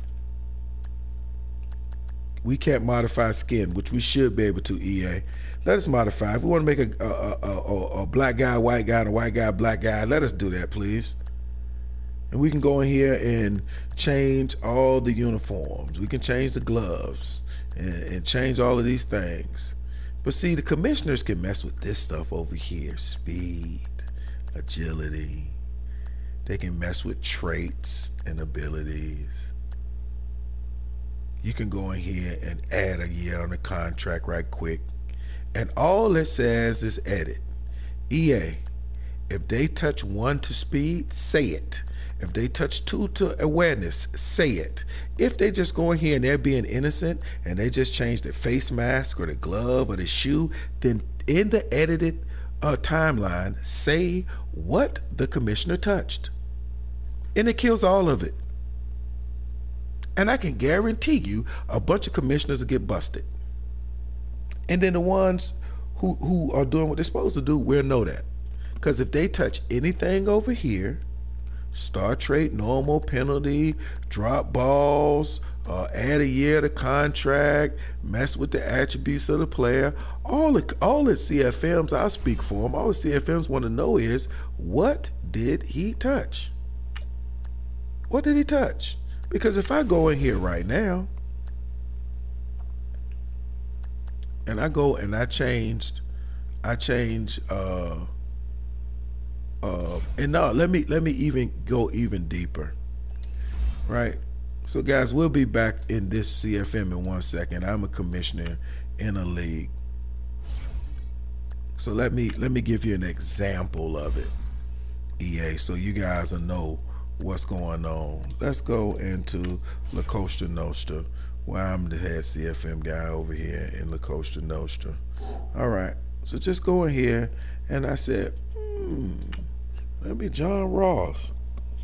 All right, and I go on down here, and I'm the commissioner. My tools automatically become different. Height, I can make them 1 inch taller. Weight, I can add a pound to him. Guess what? I can take a year off his age. Nobody even be paying attention if they ain't on it. You can make them 23 right quick. Nobody even know. Right? Now you can touch the normal stuff. Then I can go over here, right, to the speed. Oh, shit. Go and click them up a point in acceleration. Or go on and click them up 7, 8 points in strength. Nobody even fucking know it. Right? Change his trait. Go on down here. Click him on the high motor right quick. Nobody know. Right? Let me add 2 more years or 1 more year to his contract. Make him in his 2nd year. Now, if I go and I save this, and I'll put this back in a second, guys. If I go and I save this, you know what it says in my over here? You know what it says? Just John Ross was edited by me. Not what was edited, what I touched, what went on up in there. Absolutely nothing. It says nothing that I did to him. It don't tell me what, it doesn't tell the community and the CFM what was touched. We want to know what was touched on the guy. What the hell did I touch? His speed? What was it? Acceleration? You want to know what went on with the guy. What was it? You got to allow us to see it. We want to know every single thing that a commissioner touches within that player, even if he's doing something for somebody else. We want to know what it is. If he had to add extra year to the contract, we want to know. If it's speed, acceleration, we don't give a damn if a shoestring got changed. We want to know. Those are baseline things, EA, that you have to fundamentally put in the game for us to be able to see. Because currently we don't see it. We don't know what a commissioner did. And commissioners cheat. Let me repeat that. EA, they fucking cheat. That's why I won't be a commissioner. That's why I hate being a commissioner. Because I grow my players like this. And so you guys don't say, well, are you commissioner of this league? I'm Atlanta Falcons. You see what it said next to my name? Nothing. I ain't no commissioner in this league. I sure ain't. I just built this. I built these. I know how to build a team. So I'm giving you guys some nuances on how you build your team, some of the things you may not have known, the commissioner tools that had to be changed, and we want to be able to see everything. Another thing, EA, how come in Ultimate Team, where is it? Is it in here? How come in Ultimate Team, these guys are able to turn off? I don't see it in here. Oh, cause it's in team. When you go into settings, guys, and some guys will feel me, and some guys might not feel me, but I don't see it. Okay. We want to be able to allow the commissioner to have the tool to turn off previous play art. Because I believe in Ultimate Team, when you playing in the tournaments and stuff now, they turn that off. You can't see what the other person ran. Give the commissioner the ability to turn off previous play art so we can go play ball. Now, if you want to help the gamer, right? You say, well, that might be a little rough. You know, it might turn off the gamer. Blah, blah, blah, blah. Well, this is what you do. Right before halftime, don't allow, if one of the guys, the only way the halftime doesn't be shown if both of us button through.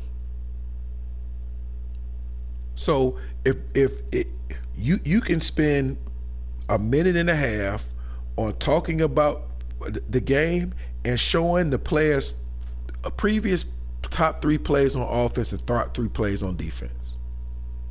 Here is your opponent's top 3 plays he ran in the first half on offense. Here's your top 3 plays that your opponent ran on defense. Boom, boom. You can take a look at it. You can see it. They can screenshot it with their phone or whatever the hell they want to do. Then we both can hit the button. But until both of us hit the button to go to the next part of the halftime, it doesn't button through, and just in case one of the guys want to see it.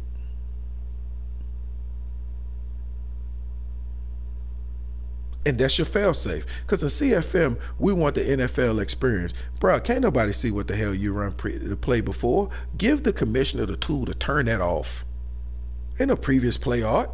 You turn it off and you go play. Also, give the commissioner the ability to set the rules. If he wants you to be able to, on 4th down, have to punt the ball on 4th and 2 or less, you have to be beyond the 50. You have to be after halftime or in the fourth quarter in order to go forward in the fourth time. Give him a commissioner tool, a box to set his CFM rules and regulations, so you don't even have to worry about did it happen, was he able to go for it, did he go for it or not. Nope, the system automatically says punt team, and you got to punt the ball. So you ain't even got to worry about, oh, he went for it, he wasn't supposed to go for it. Get a commissioner the ability to set all that up. Right before you start the CFM, rules that you want to set up. We want this in there, that in there, this in there, that in there. And listen, guys, that may cost money. These are things I'm talking about fundamentally based within the system. We understand who CFM, baby. We understand who EA is, and we talk about this piece of monetizing it because they created microtransactions. Ultimate Team was one of the first, if not the first, because I used to be an Ultimate Team guy, y'all, that created this formula of microtransactions, and they became little greedy little crumb snatchers, and everything is a microtransaction on damn near every platform in some form or fashion. And for us to get some of these things in here, one, we can't be lazy. Two, all of us got extra money. Everybody who is CFM is an adult. Most of us do all right financially, and most of us can afford an extra $35 to put into our CFM experience. That's just the truth. Most of us are older. This is our little hobby. It's our little thing. And you say, well, 757, why the fuck we gotta pay for that? Why we gotta pay? Come on with that shit. Let me explain something to you guys in business.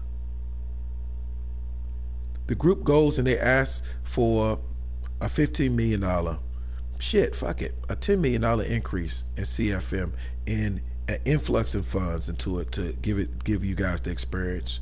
We got 16 million guys who are on Xbox and PlayStation. They come up with this great presentation, and the head, the CEO and the CFO says, sure, we'll give you the money. Guys are excited and getting ready in the game plan. And he says, hold on. Before you go, yeah, what's going on?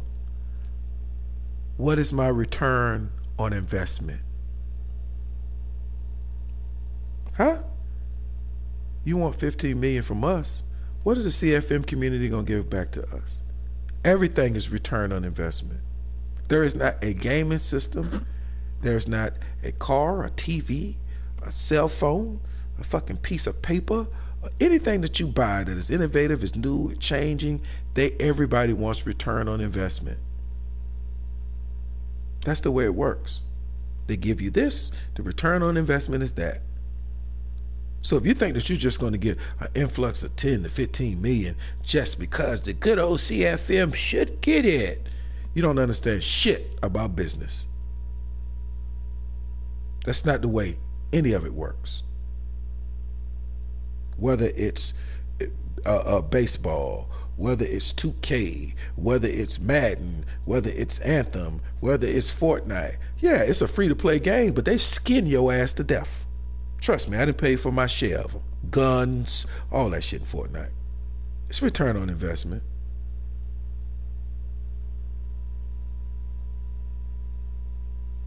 And let me put something to rest. And this is going to be a very controversial statement that I'm going to say. But this 757, I don't give a damn. Do me a favor and stop saying that 2K basketball is the best basketball gaming experience in existence. 1-to-1 in the park, yes.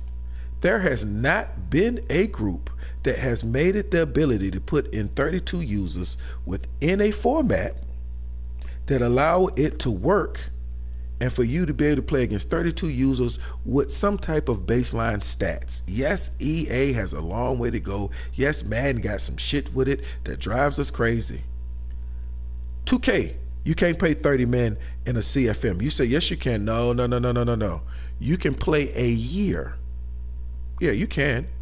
And then you go and pick from a pool of the best players in the league. Well, that means you pick up Jordan, Patrick Ewing, and Shaq, and do all of that. And when the season is over, you have to start over. You don't have a draft board. You don't get to draft guys. You can't draft Zion in 2K basketball. You can't go get him. You can't create a draft pool, place them in something, and then go pull those guys from a draft pool, then come back in and have 30 years of drafting NBA players. NFL, this shit can go on for what? They said 100 seasons or some shit? 2K don't have that. MLB The Show, we love you. Great baseball game. But until you put 30 or 28 or 35 or how many ever baseball teams they are into a CFM with 30 guys going to war to go and try to win that, to hold up that trophy at the end of the season, don't talk me to death about how great your game is when your online play and CFM sucks.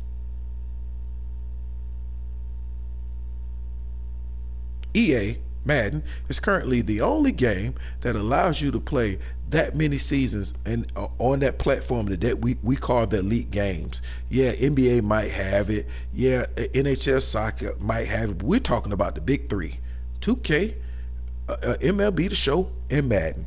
It's only one out of those three that is able to do it. 32 users, guys. In a CFM, different names, different teams, motherfucker changing logos, trades all over the damn place, transactions. It's a whole lot of shit that goes on in a CFM. Let's go to trades. Look at this shit. Trading.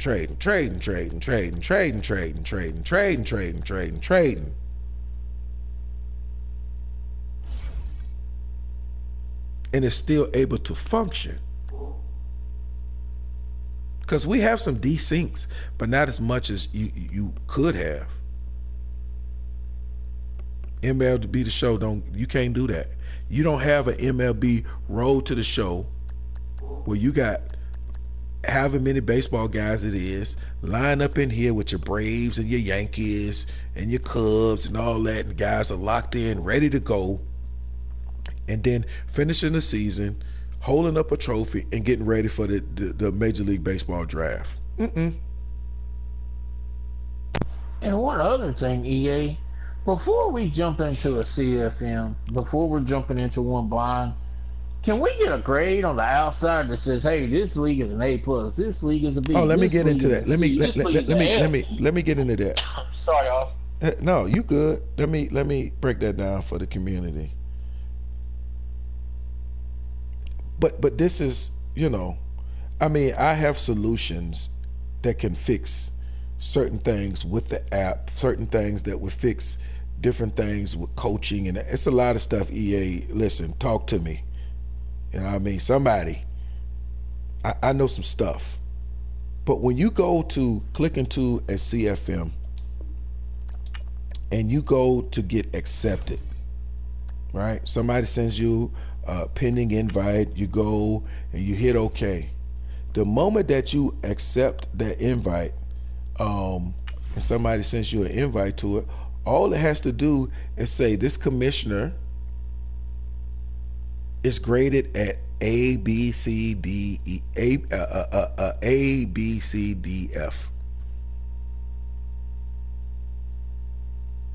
And you say, well, how do you get that information?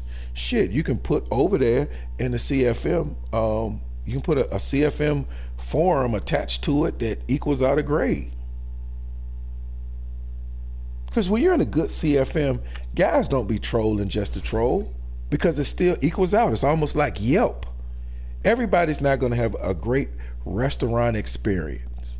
Some people are going to go to that place when the great cook was sick that day, or the fucking waitress was having a bad day, and their experience wasn't the best. But Yelp does a pretty good job with weeding out one bad day from it being a great restaurant. And the same thing with CFM. Is everybody going to like the commissioner of the 32-man league? No. But if he's a good guy and he does right by his group, we're going to do right by him. Simple. And he on some bullshit and he making transactions, trade, kicking people out the league and doing all this foolishness, trust me, you can put a nice little thing right in here in settings, or right underneath this right here, the lead the league tab, You can push commissioner grade right underneath that. You hit the button, and you can type a little something in and give him a grade. Boop. You can go on back to your CFM.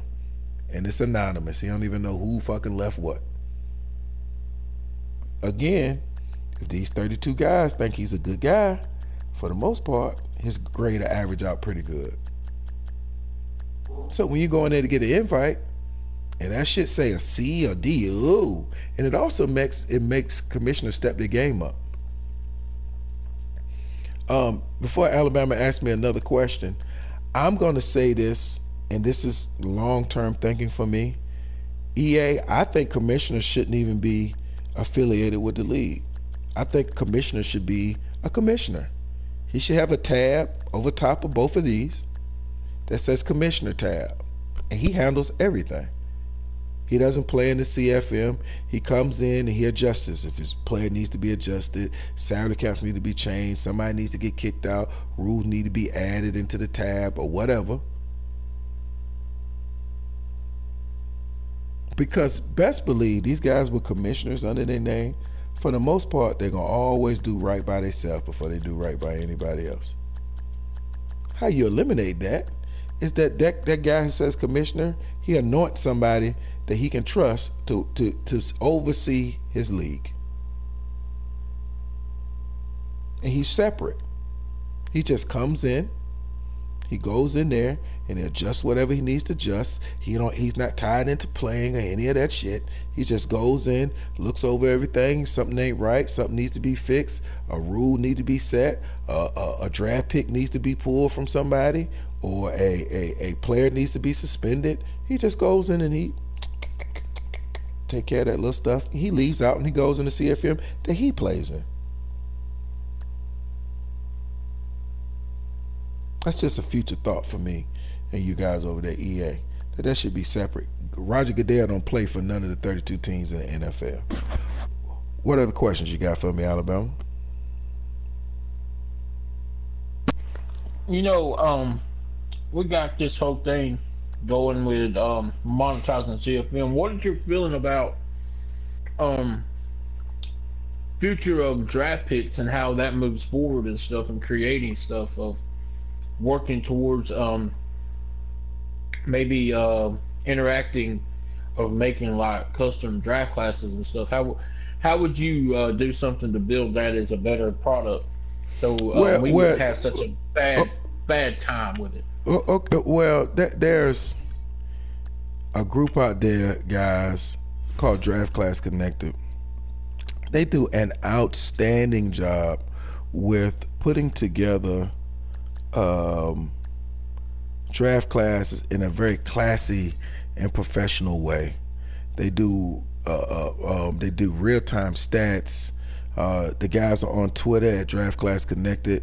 The website is draftclassconnected.com.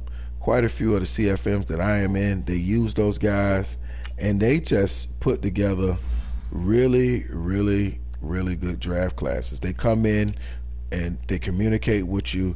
They're professional. They download those draft classes for you, so none of the commissioners sees them or is a part of anything. They come into your CFM and they drop those things off themselves.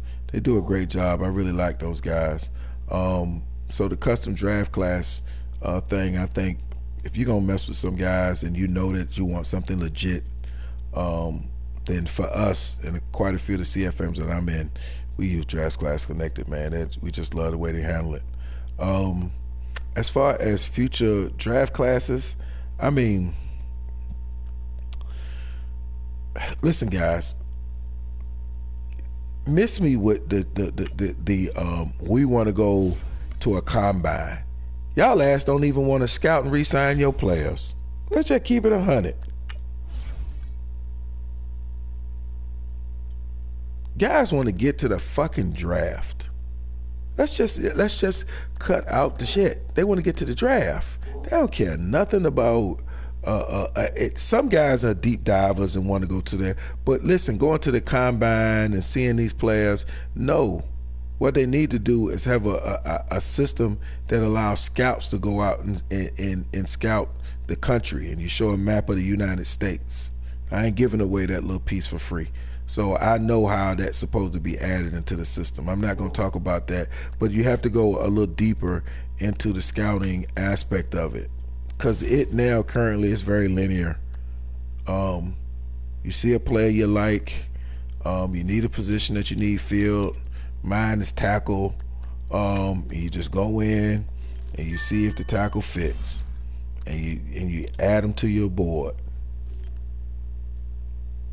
But when I go look at a player over here under scouting points, I want to see at the end of the season how many tackles, how many sacks he gave up, how many pancake blocks he had, how many penalties did he get on a play, how many false starts. Because that's the difference in me getting a guy from Utah and going way down here and finding me some guy who from FAU that may be an undrafted kid that might be a pretty good dude who ain't had no off starts, haven't given up a sack in 4 seasons that he's been there. He only had one false start. He's only had 1 penalty, and he had 18 pancake blocks. I said, oh, that's a guy that might be a superstar trait, even if his stats are the same as you're looking here, B-, B+, and C. You have to give me more. When you go over here to things like quarterback, and you start looking at the quarterback, if you ain't got to put in all that system, allow what's his stats. How many did he throw for a season? How many throw in his career? How many years did he start? Touchdown to interception ratio, QBR. How many times did he get sacked? What was his offensive line grade? Because he might have a C offensive line grade, and he still might be an A+ quarterback who just played beyond the shortcomings of his offensive line. Another thing in here, EA, when you start talking about scouting, I am so sick of looking at a 6'5", 206-pound wide receiver that runs a 4.31 coming out at 92 speed, and then turn around and looking at a guy from here at a 5'11 that runs a both of them run a 4.37. He comes out at 95 speed, and you turn around, you look at Blake Winston, and he comes out at a 90 speed. Let me tell you something, EA. Y'all should know better than this. Goddamn, Calvin Johnson ran a 4.3. He ran a 4.3. It ain't had shit to do with his heart. His height. You line him up, and he runs a 4.3 at his size. He ain't give a damn who was side by side. You could have lined some dude up at a 5'8", 135 pounds. He'll smoke him. Stop trying to tie they 40 time to their size and start throwing false narratives out there. That's why we're going with the custom guys, because this, you run a 4.3, you run a 4.35 at 6'5", 206. He's going to come out to 89 speed. You're going to turn around and get a guy who runs a 4.4 flat or 4.39, and he's coming out to 94 speed just because he's 5'9", 184 pounds. Fix that shit, man. And there's another thing that I hate over here in scouting is, say he's on the board and he's a first or a second round pick, and you go through and say you go and you hit it and you hit the little, you spend your little points, and then he pops up and he's an undrafted guy, and you're sitting there going, what? And then when you that happens, that happens. Yeah. But then when you go, but the problem that I have is when he grades out, and his grade is higher than somebody that's rated up here.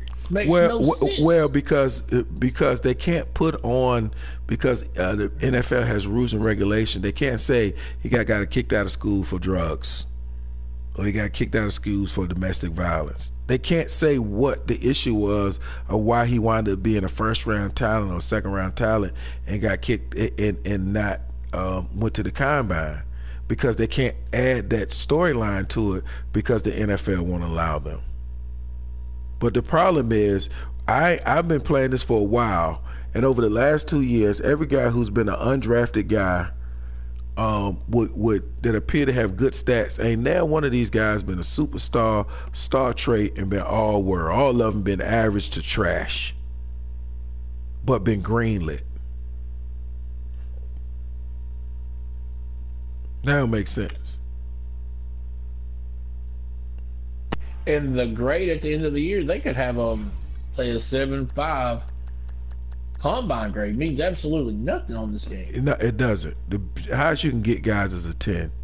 When you see guys grade out at a 7.5 or 8, 8.5, they are a fucking monster.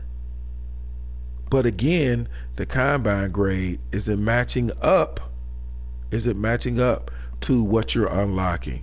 Like, this guy can come out and he got a B plus, B, and B in pass block. He's a first round draft pick. He can grade out and have 39, 40 reps on the bench press and grade out at a 7.5 or an 8.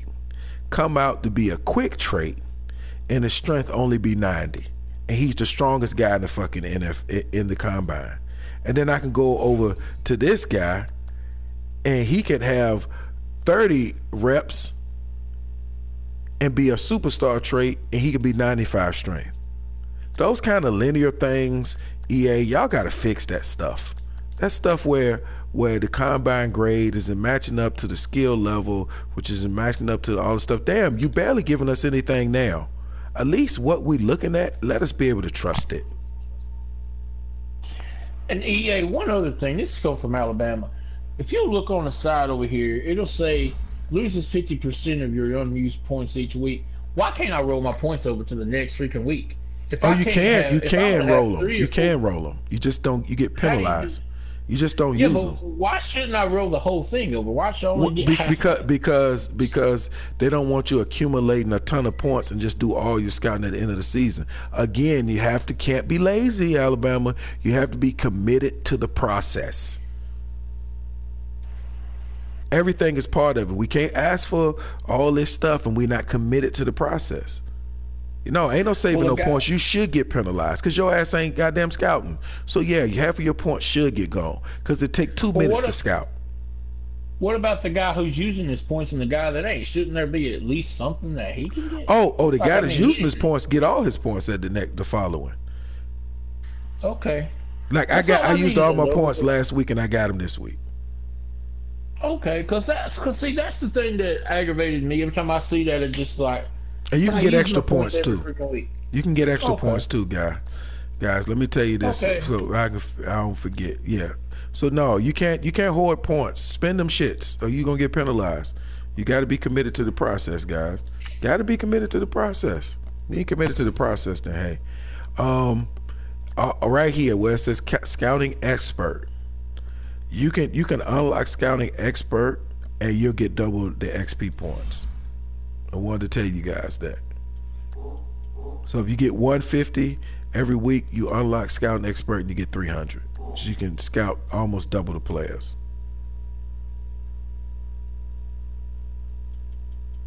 So guys, this is a little deep dive. I'm pretty sure that I'll forget something or forgot something. I know Alabama probably has a few more questions about me, but with all of this, like I just said to Alabama, listen, you can't be lazy. We can't ask for a bunch of things and then not use them. Or they see that they added 5, 6, 7, 8 things, then the analytics find out that they've added something into acquisitions of players. Then you look and it's not there. You're not using it. You look and it's not there. Another thing, EA, listen. If I want to go in here and go to wide receivers, allow me to have the same tab that you have in fantasy draft and let me be able to scour through that and hit speed and just find out who's the fastest. Let me find out who got traits. Let me find out who don't got traits. You can go through that in a fantasy draft. You can go through and look at those players by their attributes: speed, acceleration, strength, pass block, run block. Let me be able to go through that. So instead of me having to go through that and find out right? Because if I see it's a free agent out here that's a pretty good guy, and I go by traits and come to find out that Richie James Jr. has a quick trait or a star trait, and I'm able to pick him up and build him out without me having to go through each and every play and look. Oh, he's a normal. He's a normal. He's a quick. All right, got one. Don't let me have to go through all that crap. Just let me go there and be able to scroll through that and be able to see it. Anything else you got for me, Alabama? Yeah, I was just sitting here. I went into where it's where you can look at the league games, the ones that's been played, and the ones that haven't been played, and all that. Yep. There was something that I would love to go in as far as a commissioner, especially if they put the whole thing where you're not playing in the league. You can walk in as the commissioner, and everybody has YouTube channels these days. But a lot of people want to stream. I think that the commissioner should have a editing tool where he can go in here and about 4 or 5 games that stream, so he can go down, hit, stream. So maybe the Falcons versus the Saints get streamed, then the Raiders versus the Bills get streamed, and every time their game gets hit up, it'll automatically queue to their YouTube channel. It'll load up, it'll be live, you can go look at it and stuff like that. And I think that would be something that would be really interesting, and then you don't have to so much worry about it, because then everybody's games get streamed that whole year. Everybody don't have to go, hey, make sure you stream on Twitch or YouTube. Like, you'll have one huge. I mean, would that be something that you would like to see done? I think it would be cool. I mean, the thing is, you have to build a relationship. PlayStation would have to talk to Madden. Madden would have to talk to YouTube. Yeah, true. But what it could do is you can put a reminder next to their name, and it click, and you click to the guys who have to scout. So right before their games, you go over there and it says over here, when you go over here and you look over here at your team, it might have a reminder where it says game of the week stream, or you can put stream, or you can put something in there where you can go over here and it can just show, to make it real simple, it could just show when you go over here to the teams and just say the Steelers and the Bengals supposed to stream this week. Right next to that, at the end of the Bengals right there, all it shows is a little TV camera. Let you know, bruh. Remember, you got to stream. Got to show a little TV camera. That's it. I mean, I think that would be a tool that'd be really good for, because people like to watch their streams. Commissioners always want certain games being streamed, especially during playoff implication time and stuff like that, which we had a conversation about that in the group meet. But, I mean, there's things that make group me, like, it's like I told Oz the other night, group me is what makes CFM the living, breathing entity that it is. It's so sad that we're limited on the game side, and the app, is where all the rivalry talk and everything goes. I just wish there was something inside CFM to where we could feel more connected instead of separated. And I'm not saying that the app isn't good. It's just that I want to be something that's almost universal, to where it's just click, boom. Hey, if we want to have a guys that want to talk, and they just jump over here, there's a little button we can hit, and boom, all of our mics are linked, and we can go. But all that stuff is cost money. All that stuff is monetizing. All that stuff don't come for free. All that stuff that you asking for me is innovative and it's great, but all that stuff is part of the $1 billion. That is part of the I'm willing to pay it. That is part of the innovation of it and moving forward, and us not being cavemen. Yeah, all that stuff sounds great, but we got to be willing to push a couple of dollars. The app that we have currently is trash. I have a concept for an app, but listen, we got to move it got to move forward. So guys, here we go. I got Jalen Ramsey right here, and EA and guys on there. You see Jalen Ramsey got 2 points, but he's full. There's nothing that I can do. So what winds up happening is guys wind up having to do this. I hope I don't get in trouble, but I tell the commissioner I did doing a podcast that I have 2 points on this guy.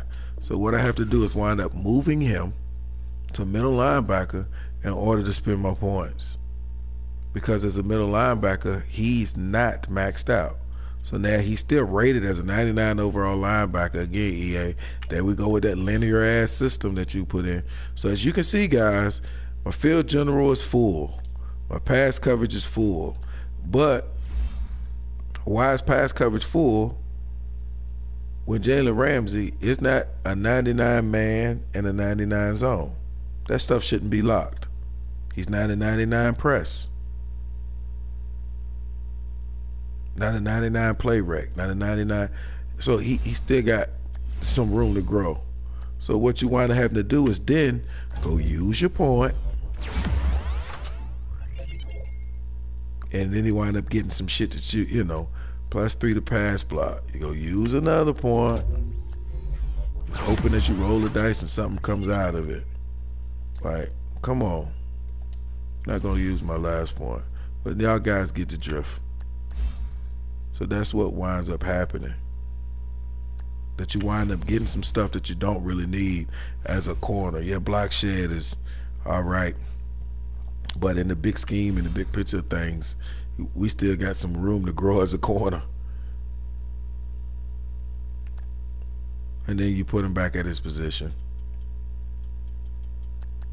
And that's how we wind up having to spend his points. That you wind up having to switch his position around.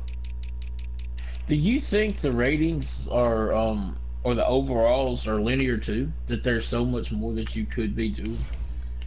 Is that a problem that they're... I mean, I'm just asking a question. Because of the article that just came out about how tore up the system is, I mean, they real linear. They can't add but so much into the ratings right now because they have to go in and manually put so much stuff in.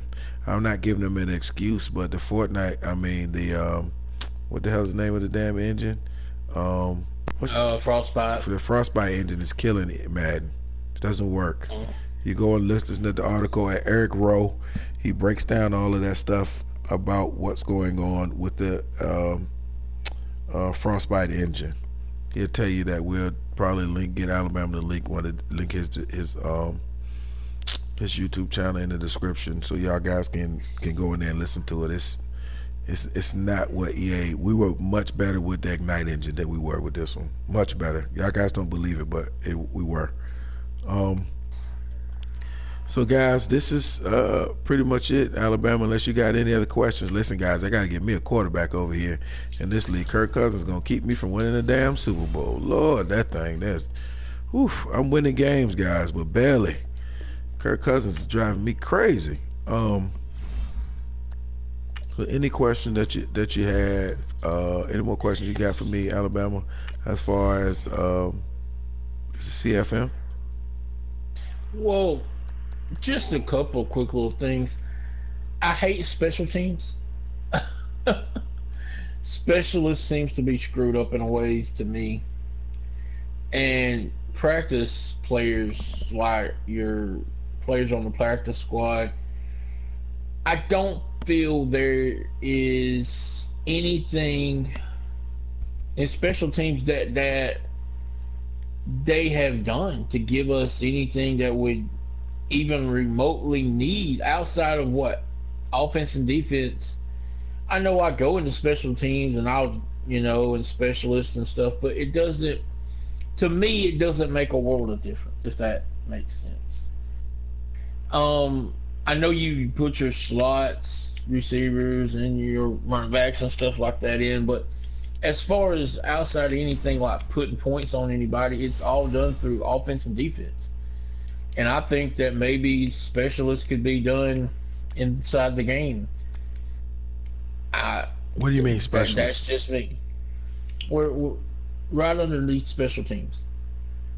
Like where you set up specialists like slot, like third down running back, slot wide receiver, your little substitution linebackers, right ends, right D tackle. You know, your Oh, I'm glad you substitutions for said. nickels and stuff like Yeah, that, yeah. Okay. because it seems just messed up to me. Am I wrong? Because that's Oh, just no, how no, I no. feel. Yeah, yeah. Okay. So let me break this down right quick, gentlemen. Um. All right, EA. You always talked about best on best. That's what you talked about, best on best. I lost a game today, and I'm not gonna make any excuses about what happened in that game. But I got 299 count corners, and I went against Michael Thomas today. I did all I could to keep Jalen Ramsey on Michael Thomas for the whole game. But what he wound up doing is putting Michael Thomas in the slot. Even though I went overall in the depth chart, even though I went best route running, I went all of those things. I got 299 corners, so I said, rain, snow, sleet, or hail, one of my two corners are going to be on him. The moment that he put him in the slot, it screwed the system up. Now, I don't know what y'all did in this last update, and you need to go check it. But it does not put best on best anymore. If he goes in the slot and if he goes into the slot based on the trips formation, my inside Ramsey, if I go depth chart, it's not working correctly. I went route running, it wasn't working correctly. I went overall, and it didn't match up. So it's very simple. If I go overall, for sake of conversation, one of my 99 receivers, one of my 99 corners should be on his 99 receiver, correct? It's very simple. It's right there. He's 99, I'm 99. Let's get it cracking. You know who they wind up putting on him? 99% of the time, when he went into trips, when he was in trips left, my right, for some reason, they kept putting King on him. They kept putting him on him. Now, I know how to make adjustments, so I wasn't making a mistake. And I've tried everything. He was when he got in the trips inside, Ramsey or Alexander was not on him. And I went man majority of the game because I got man corners. I got some corners that can do it. So I wasn't in zone, I was in man. And then one time I went route running and they put him on him. Good corner, but again, I got him playing safety. He shouldn't have never been on him. It should have been Ramsey.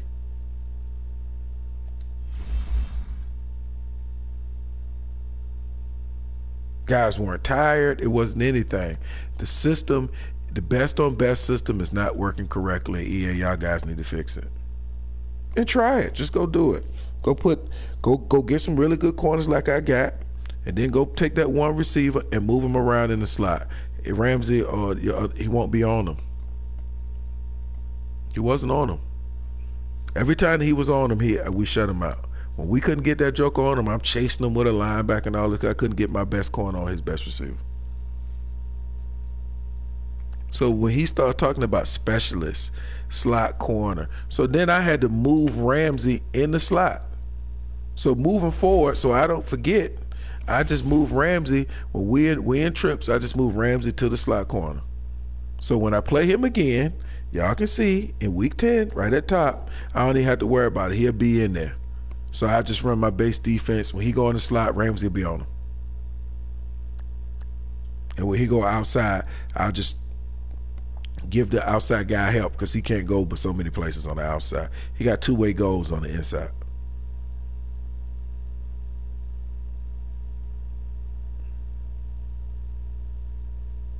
Another thing, EA, is it's a face mask bug that keeps appearing to pop up. You just go to tackle a guy and he face masks him. And I'm not talking about the strip, but I'm talking about just regular tackle. We're getting somewhere between 5 and 12 face mask penalties a game now in CFM. It's a face mask bug.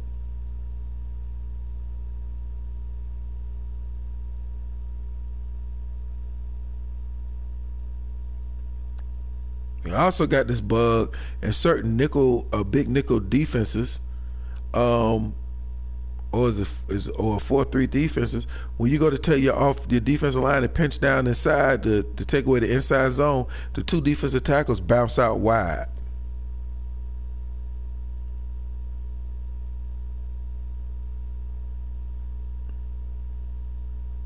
So again, these are fundamental foundation things that y'all need to iron out, fix, and correct. This ain't got nothing to do with all the extra little nuances. These are things that just should be part of the meta of making sure that it's running right and it's correct.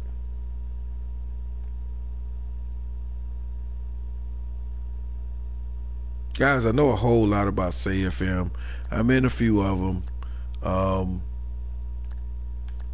I enjoy playing CFM. This is my guilty little pleasure. I enjoy playing. I enjoy building. I enjoy the process of learning and understanding nuances. When I ain't handling my business at the office, I get my little guilty pleasure in and get the games in and build my teams and try to make my run for the Super Bowl. I've won quite a bit of Super Bowls. Yes, I can play, but I also understand exactly the nuances of the CFM, how to build a player, how to spend money, what to pick up, what not to pick up, what the game is doing wrong, what is it doing right. Enough people are going to talk about gameplay. I wanted to talk about structure. I want to talk about foundation. You're going to hear gameplay this and that, and aggressive catch doesn't do this. The wide receiver is on a linear rail track. You can't get off and cut off DBs. People are going to talk about that shit all day. But I want to talk about the foundation of CFM, and this to be a living, breathing, that you can feel it when you go in here. That you can get ready, because it ain't no experience about like this. There ain't no experience about like this. Excuse me. There ain't no experience about looking at your schedule right after draft, looking at your team, and finding out, all right, who I got to play. There go that son of a bitch right there. I play him week 7. I play him again in week 10.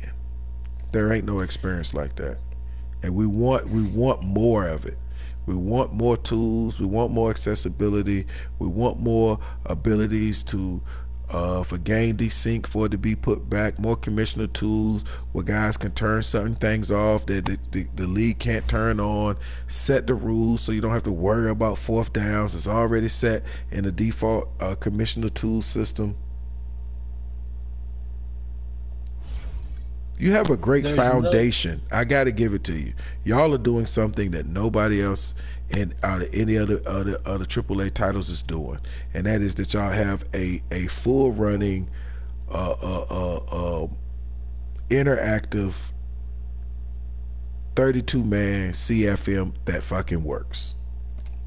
We don't like everything in it, but it fucking works, and I got to give you credit for that. I kick it to you, Alabama. I mean, there's nothing like a CFM. I mean, the rivalries that we start up in these jokers. I mean, me and Oz have 2 different leagues to where we're in the same division, and the fact of the matter is that we're running 1 and 2 in the division, and we're both trying to make the freaking playoffs. And I have to see this guy 2 times a year, or 2 times a season. Every season, I know I got to see Oz twice. He's got to come to me, and then I got to go to him. And it absolutely gets to a place of a love-hate relationship, which I always, 757 is my dude. He's always going to be my brother in arms. But dadgummit, when we get on these dang sticks, it's a freaking all-out. I want to beat you by 50. And there's been times I've got my butt kicked, and I've had to go back and say, what did I do? And there's some times that he's come out, like, guys, when we talk about putting playbooks and stuff together, there's things where he makes me feel like I've seen in shadows or ghosts, because he'll run some defenses like I sitting there thinking, well, I've seen this defense before, and it'll be out of the same formation. It'll be a totally different daggone play. Or people are just firing from different places that I've never seen. And then there's guys that you get used to, hey, they're not like 757. He ain't changing up his scheme. You know what he's running, and you just go out there and it's, you know what it is.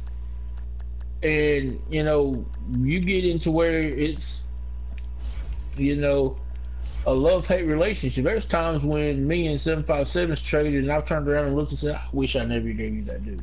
Because I gave him Alexander from the Green Bay Packers, and he's got him over there with the Falcons, and he is killing people with him. Not to mention he's got Ramsey on the other end.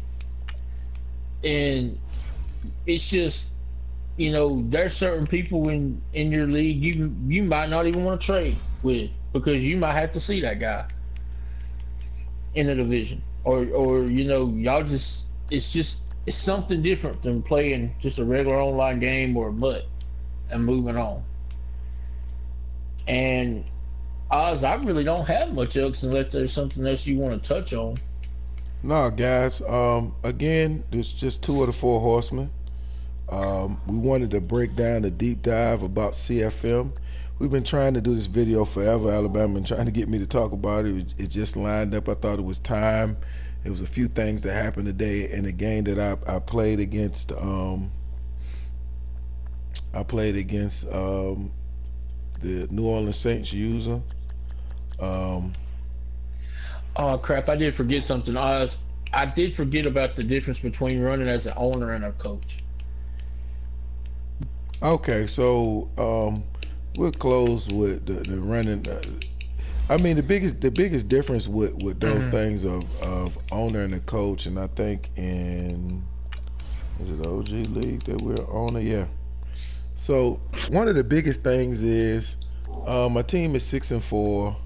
As an owner, I don't mind the nuances, things like marketing and doing all of these things. But if your team is at the top of the division, your popularity is a 7, and I don't understand how fan approval is a daggone is 24th in the league when we're leading the league. I don't understand how funds are negative 124. I like it don't make sense. Like, you got to go in and you got me messing around with refreshments and doing all this thing. Let me explain something to you. Come on now, y'all guys. Most of them guys know in the NFL, played in the NFL. Like, if your team is leading the division, leading the conference, and doing pretty doggone well, 9 times out of 10, you ain't in no negative money. Like, we're leading the division. And then you go over here to re-sign. You go over here to re-sign Fournette. And you go over here and you look at that. And I got $82 million in cap space. That's a whole lot of money. But why do I have to go in and generate a signing bonus for him all of a sudden as an owner when I don't have to do that as a coach? I get it. I'm the owner, and the signing bonus is the money that has to go out. But allow the system and the computer to generate a damn signing bonus. Like, that's just one extra tedious thing that I have to do that I shouldn't have to really create and do as an owner when I got so much other tedious mess that you got me doing. I'm answering media questions and doing all these things. Like, every team needs work. Like, it's real tedious as an owner. I mean, the biggest thing why guys become an owner so they can change the damn stadium. All this other stuff, they don't even mess with. Team value. Most guys aren't even looking here at none of this shit. They don't. They don't. Team success is high. Fan is popularity. So how's all this shit up? Team success is high. Popularity is high. Fan happiness is average. But you go on down here to stadium. How the hell is my stadium average? How's my concessions low? My merchandise low, and my tickets is low, and we lead the goddamn division, and we're the 3rd most popular team in the NFL. Shit like this, EA, goddamn. We're the 3rd most popular team in the league, bruh. Hey, overall 3. Happiness 24. Success is 6. Popularity is 7. Staff of 2, stadium of 19. How the hell is our concessions low?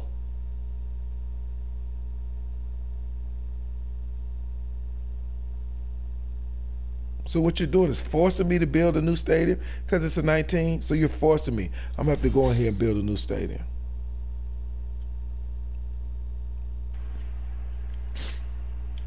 What if I don't want a new stadium? What if I'm cool?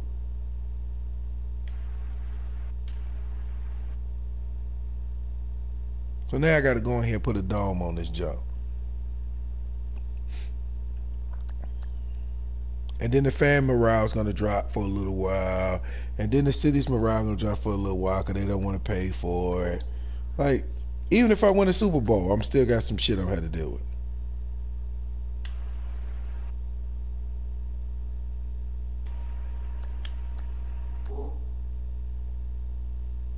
So those things right there, like, y'all got to fix those nuances where it's just like, it feels to us like you really don't give a damn. Just gonna be honest, when those things have been there for years.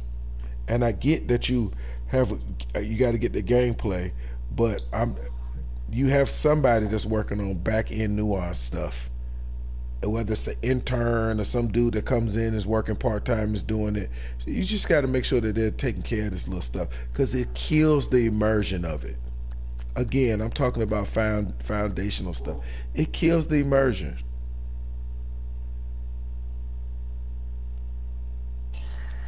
Owners get XP too, right?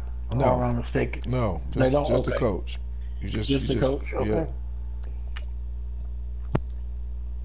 No, just the coach. I think you go into owners. I think you go into staff. I think you click onto the coach. Yep, and then you go in here, and that's where you spend the XP at. So yeah, I gotta buy my weekly boost. I'm glad you reminded me. Bang. So now, guys, y'all just seen me buy a weekly boost in real time. So now the weekly boost is increase the amount of XP your players earn from weekly goals. So every time they reach their goals, they max out.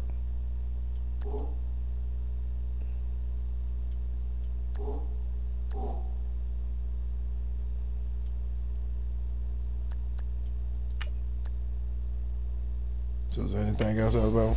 That's it? That's it.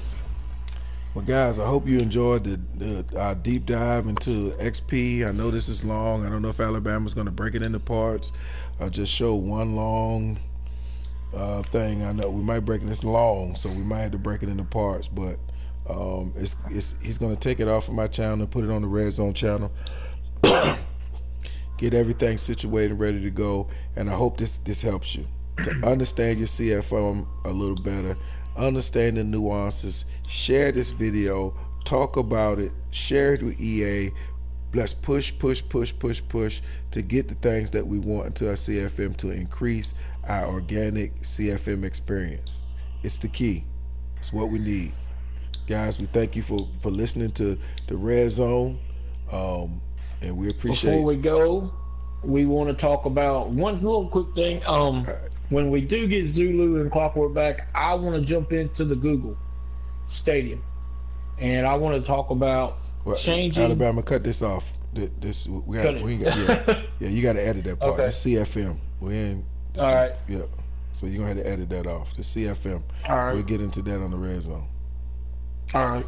Mm-hmm. So guys, we want to thank you for coming out, checking out our CFM deep dive, and we want to thank you for coming out and listening, man. Share, talk. Hit us on the Red Zone on Twitter. Leave your comments in the description below, and we'll holler at you. Peace. Peace.